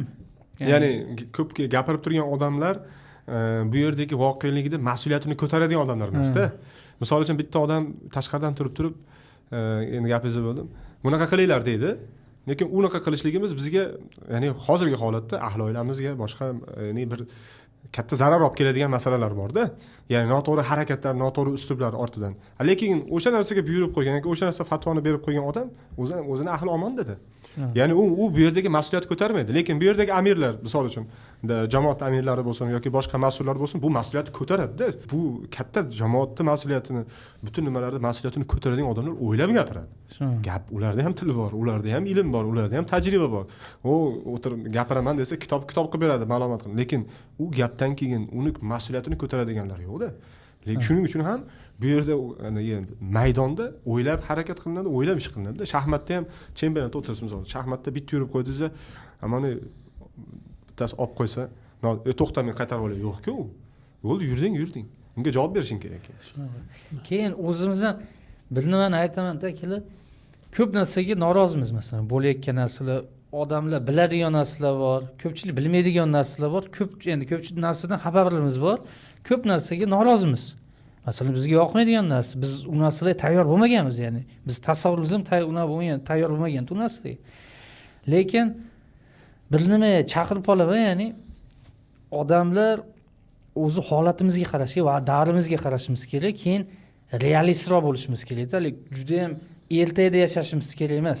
Voqelikka yaqinroq yashash. Voqelikda keyin o'zimizning holatimizga qarashimiz kerak. Ya'ni o'zimiz qanaqamiz, ustimizdagi odamlar ham shunaqa bo'ladi-da. Ya'ni oddiy odamlar, keyin hozirgi davrga mos odamlar yashayapti-da, ya'ni bir xato qilib chiqishsa, boshqa qilsa, u bir kitobda biz masalan hadislarda o'qigan yoki asarlarda o'qigan narsalarimiz bo'lishi qiyin-da hozirgi holatda. Ya'ni o'zimiz uni yashamayapmiz-ku. To'g'rimi? O'zimiz yashamayapmiz. Ya'ni oddiy real sal o'zimizni nimamizni tushirib olishimiz kerak, ya'ni. Shunda osonroq yashash osonroq bo'ladi, ya'ni. Ana shu gapingizga dalil o'laroq bir birodar futuhat bo'lgan joylarni ko'rib, bu yerlar juda ochiq ekan. Aytdim, bular Allohni, Bashar Asad Allohni so'ktirgan bu qavmga, shunchalik johil qilib yuborgan. Faraz qiling dedim, vatanda dedim, yon atrofingizda o'zingiz amakilaringiz dedim, qarindosh urug'ingiz nechtasi namoz o'qiydi dedim. Realni siz aytganda realni ko'z bilan ochkini yechib qarang. Ya'ni da'vat kerak, ozgina fursat kerak. 50 yil 70 yil salkam yarim asrdan oshiq mana bu xalq zulmda yashadi. Islom deb bo'ynini ko'targanda hammani 1982-yil qirib yuborgan, 3dan birini qirib yuborgan. Uylarga kirib otib Andijon voqealari buni oldida hech narsa emas-da. Hammani qirgani yetmagandek, hammaga yordam bergan qo'shni davlat Tarablusda, Lubnonda Tarablusni ham borib aksar o'sha yerda Ixvon muslimindagilar hammaga kelib yordam bergan ekanda. Tarablusga borib, Tarablusni muhosara qilib ham bombardimon qilib kelgan. Kirolmagan, bombardimon qilib kelganda. Lubnon alohida davlat. Ya'ni shu darajada kuch bo'lganda endi u paytda aytmoqchiman. Hofizasida shunaqa, shunga sal real bo'lib, sal nima qilish kerak. Ya'ni u narsa keyinchalik ham yordam beradi odamlarga. Faqat tashqaridan Suriyaga qarab turib, unaqa qilish kerak emas. Masalan, o'zimiz hayotimizda ham, masalan, o'zimizni vatanlarda boshqada bir nima bo'ladigan bo'lsa, multfilm gallarni yoqib olmasdan, sal realroq bo'lib, ya'ni odamlarga ham sal nima qilib qarash kerak-da. Hozir boya aytib o'tdingiz, har kim chiqib xohlagan gapini video qilyapti deyapsiz-ku. Yaqinda O'zbekiston tahririyatda bittasini roligini ko'rib qoldimda. Avval deyapti, kimdir maqola olib kelsa, tahririyatga olib kelgan, telefonlar yo'q zamonida. U maqola tekshiruvdan o'tgan deyapti. Tasdiqlansa keyin gazetaga chop qilingan deyapti. Ya'ni nechta filtrdan o'tgan deyapti. Bugungi kunda ma'lumotlar umuman filtr yo'q-da. Yana bir endi bu Suriyaning global muammosi emas-ku. Shu masalaga ham to'xtasak, menimcha yaxshi bo'lsa kerak deb o'yladim-da. Hozir misol uchun o'zbek zabon ijtimoiy tarmoqlarda ko'radigan bo'lsangiz, o'zbek zabon medialarida ko'padan Kunuz bo'lsin yoki boshqa ko'rsatuvlarda ko'radigan bo'lsangiz, asosan ko'taradigan narsa Markaziy Osiyolik jangarilar buni asosiy problemasi, Javloniyni problemasi yoki tashqi jangarilar bularni asosiy problemasi deb ko'taraveradi. Lekin voqelikda biz bilamizki, bu narsa unaqa emas. Lekin ularni ko'zi bilan qaraylik. Haqiqatdan problema keltirib chiqarish mumkinmi, mumkin emasmi yoki tashqi bir davlatlar haqiqatdan ulardan yoki bir Markaziy Osiyo davlatlar nimalardan nima deydi, mujohidlardan foydalanib qolishi mumkinmi? Ya'ni Suriya davlatini ziddiga demoqchiman-da. Nima deb o'ylaysiz? Endi ular ko'z bilan qarasangiz, rostdan ya'ni bu narsa bo'lishi mumkin, ya'ni biz davlatdagi oddiy odamlar qanday tushunadi masalan? Ya'ni biz endi bu yerga misol Shomdagi mujohidlardan foydalanishligi mumkinmi? Ya'ni boshqa bir davlatlar nimani Suriyani ziddiga yoki bir endi ular davlatni ya'ni IShIDni nazarda tutadi-da. Yo'q, bizni nazarda tutadi. Bizni nazarda tutadi. Shuning uchun nima g'arb bosim qilyapti muhojirlarni chiqarib tashladi. Shuning uchun ham hozir bu chiqarib tashlashlik kerak. Chunki bular problema qiladi kelajakda. Chunki bular global jihodni ko'tarib chiqqan shunaqa masalalarda nima qiladi-da. Endi g'arb birinchidan uni bosim ham qilmayapti chiqarib tashlash haqida. Endi ular ham realistik qaraydi. Bu yerda ya'ni 10 minglab muhojirlar bor. Ular chiqarib tashlash o'zbeklardan iborat emas. Bilaks ya'ni chiqarib tashlash muammoga olib keladigan narsa. Mana shu yerda bo'lib, shu davlatni ya'ni bir nimasi ostida bo'lgani yaxshiroq. Boshqa davlatlarga, ya'ni biz bu yerdan chiqib ketishimiz ularga muammo bo'lishi mumkin. Shunday qarayman. Men o'ylaymanki, muborak Shom diyorida bo'lgan mujohidlar, bo'lib ham muhojir mujohidlar inshaalloh Shom ahlidan bo'lib qoldi. Shunaqa. Va mana bu Shom ahlida Alloh subhanahu va taolo maqtagan, Rasululloh sollallohu alayhi vasallam maqtagan Imom Mahdiyga qo'shiladigan biz va bizning avlodlarimiz bo'lishligini umid qilamiz. Shom ahlidan bo'lib va shu Imom Mahdiyga qo'shiladigan qo'shinlar bo'lishligi. Endi tahdid o'laroq qaraydigan bo'lsak, qanaqasiga tahdid bo'lishi mumkin? O'zi dunyoda mana bu qurilgan demokratiya tuzum chirib bo'ldi. Ya'ni butun dunyoda biz borib bu yoqdan jaqib borish shart bo'lmay qoldi. Ya'ni yaqin kelajakda inshaalloh mana bu asr inshaalloh islom asri bo'ladi. Ya'ni butun dunyoda o'zi hamma tizimlar chirib qulayapti-da. Va kecha Yaponiya to'g'risida kecha yaqinda bir ko'rsatuv ko'rdim. 2056-yili deyapti, 3dan 2simi yo'q bo'lib ketadi o'zidan o'zi deyapti. Shu tuzum tug'ilish kam. Uni muqobilida musulmonlar ketayotgan da'vatlar, insonlarda haqqi bo'lgan ko'zi ochilishliklari. Ya'ni albatta, ya'ni bu narsalar inshaalloh aytiladi-yu, o'zi mashhur hadis bor, Istanbul takbirlar bilan fath bo'ladi deydi. Ya'ni jang qilishda hojat qolmaydi. Butun dunyo tan olyaptiki, bu tuzumlar chirigan, Allohning qonunidan boshqa qonunlar o'zi yashashga va bizni boshqarishga yaramaydi. O'zi aka qarasanglar ham demokratiya deyishadi, lekin ko'p davlatda demokratiya yo'q. Demokratiya yo'q ko'p davlatda. Qaysi davlatda demokratiya? Bir nechta masalan Yevropa davlatida bo'lishi mumkin. Lekin Amerikani o'zini qarasangiz ham oxirgi paytda Trump aytgan gaplaridan biri bu 4 yillik nimani olib tashlash kerak deyapti muddatni prezident. Chunki endi kelasan deyapti. Endi bir nimani to'g'rilashga harakat qilasan, vaqting tugab qoladi deyapti. Keyin endi o'zi bilasizlar, ya'ni demokratiyani odamlar ham hozir tushunib boryapti. Ya'ni u mantiqsiz bir nimada. Chunki hamma odam aqli ishlaydigan odam ham, aqli ishlamaydigan odam ham kelib saylov qiladi. Bitta odamni marketingga bog'liqda. Marketing kim yaxshiroq qilsa, kim yaxshiroq propaganda qilsa, shu yutib ketadi. 24 soat meni misol uchun televideniyadan chiqarib yuborsam, men video qilganman, misol 24 soat dazmolni yoqsangiz ham Mirziyoyev chiqib kelaveradi, xaladingizni olsangiz ham Mirziyoyev chiqib kelaveradi, maktabga borsangiz ham ilinib turgan, boshqa boshqa borsangiz ham uni nimasi turgan hikmatli so'zlar yozilgan. Endi shunday saylov bo'lib qoldi. Siz bilan yoki men bilan lekin falonchi pismalonchi bilan Mirziyoyev o'zi kim saylaydi? Mirziyoyev saylaydi. Ya'ni bu o'zi aytmoqchi bir katta o'zi marketingda. Lekin shu Markaziy Osiyolik nima deydi? Mujohidlarda yoki umumiy shularda bu yerdagi muhojir mujohidlarni muammo qilib ko'rsatishlik bu o'zi meni qarashimda butun dunyoni bir planida. Nimaga qaragan bo'lsangiz, bugun Suriya hech qaysi tomondan povod bermayapti, ya'ni. Hech qaysi tomondan minusga ketmayapti. Ya'ni lekin nima? Muhojirlardan foydalanishlikka harakat qilyapti. Misol uchun O'zbekistonda bor haligi ismini aytmay qo'ydim, o'sha. Chiqib turib, mana Falastinga hujum qilmaysanmi? Mana bunaqa dudingga unaqa qilmaysanmi deb turib propaganda qilishdan ortida nima bor? Haqiqatan misol bitta ikkita odam eshitib, misol uchun bundan ta'sirlanishlik kerak-da, endi uni maqsadi. Keyin o'zbeklar bu yerda problema qilsa, o'zbeklarni muammo qilishlik kerak, butun dunyo foydalanib turib.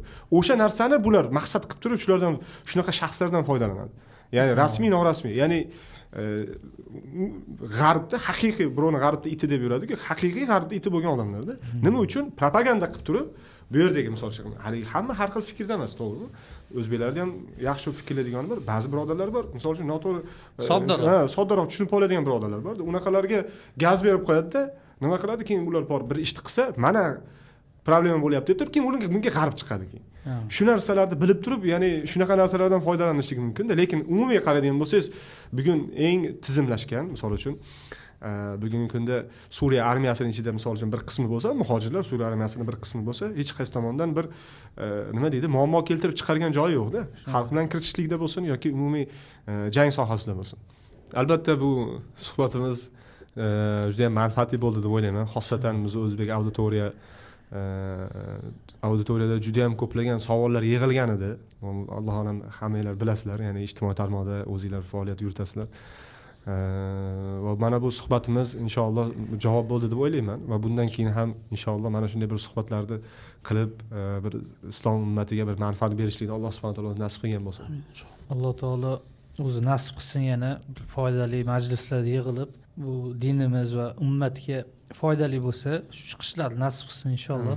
Alloh rozi bo'lsin. Aytib o'tganingizdek, o'zbek auditoriyasida muborak Shom diyori to'g'risida juda ko'p savollar yig'ilgan edi va o'zingiz ko'p ko'rinish bermay qo'yganingizga ham savollar yana ham ko'paygan edi. Juda manfaatli bo'ldi deb o'ylayman inshaalloh. Alloh subhanahu va taolo mana bu qilgan suhbatlarimizni dunyo va oxiratimizga foydali qilib, islom ummatiga manfaatli qilsin va yana ta'kidlab o'tamiz, butun dunyodagi mazlumlarni, xosatan qalbimizni bir parchasi bo'lgan G'azo ahlini unutmadik inshaalloh. Sizlar ham mana bu mazlumlar haqqiga duo qilinglar.